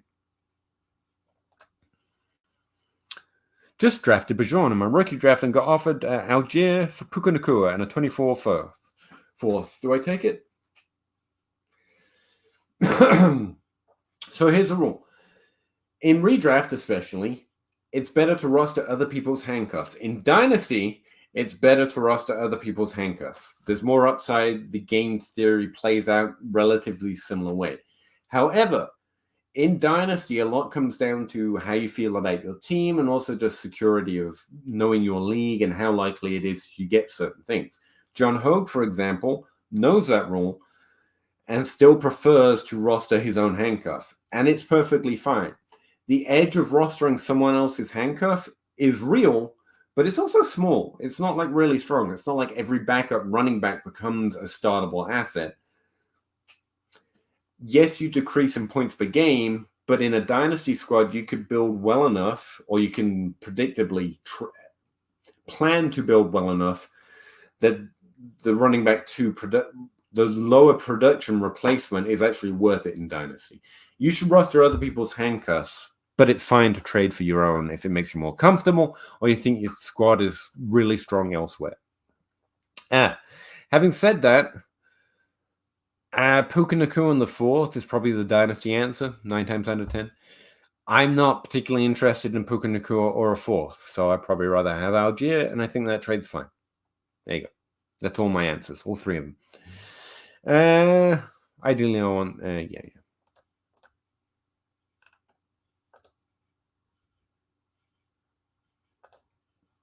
Don't let anyone convince you. Like, if you like them, keep them. But again, listen to arguments. Genji's making a good one. I've attempted to make a good one. You can adjust if you feel like it. But I can't, man. I can't talk anymore. Pickett. I'm going to get out of here, guys. It's later than usual. Zach left. I was meant to get to leave early. And instead, I'm leaving later than usual. You should stop being so much fun to talk to. I don't know what to tell you. Really appreciate everyone for showing up tonight. Thanks very much. And I will see you next Wednesday on the Dynasty Grind. That's after the expo, so we might get at least one of Zach or Russ back by this time next week. So that will be cool.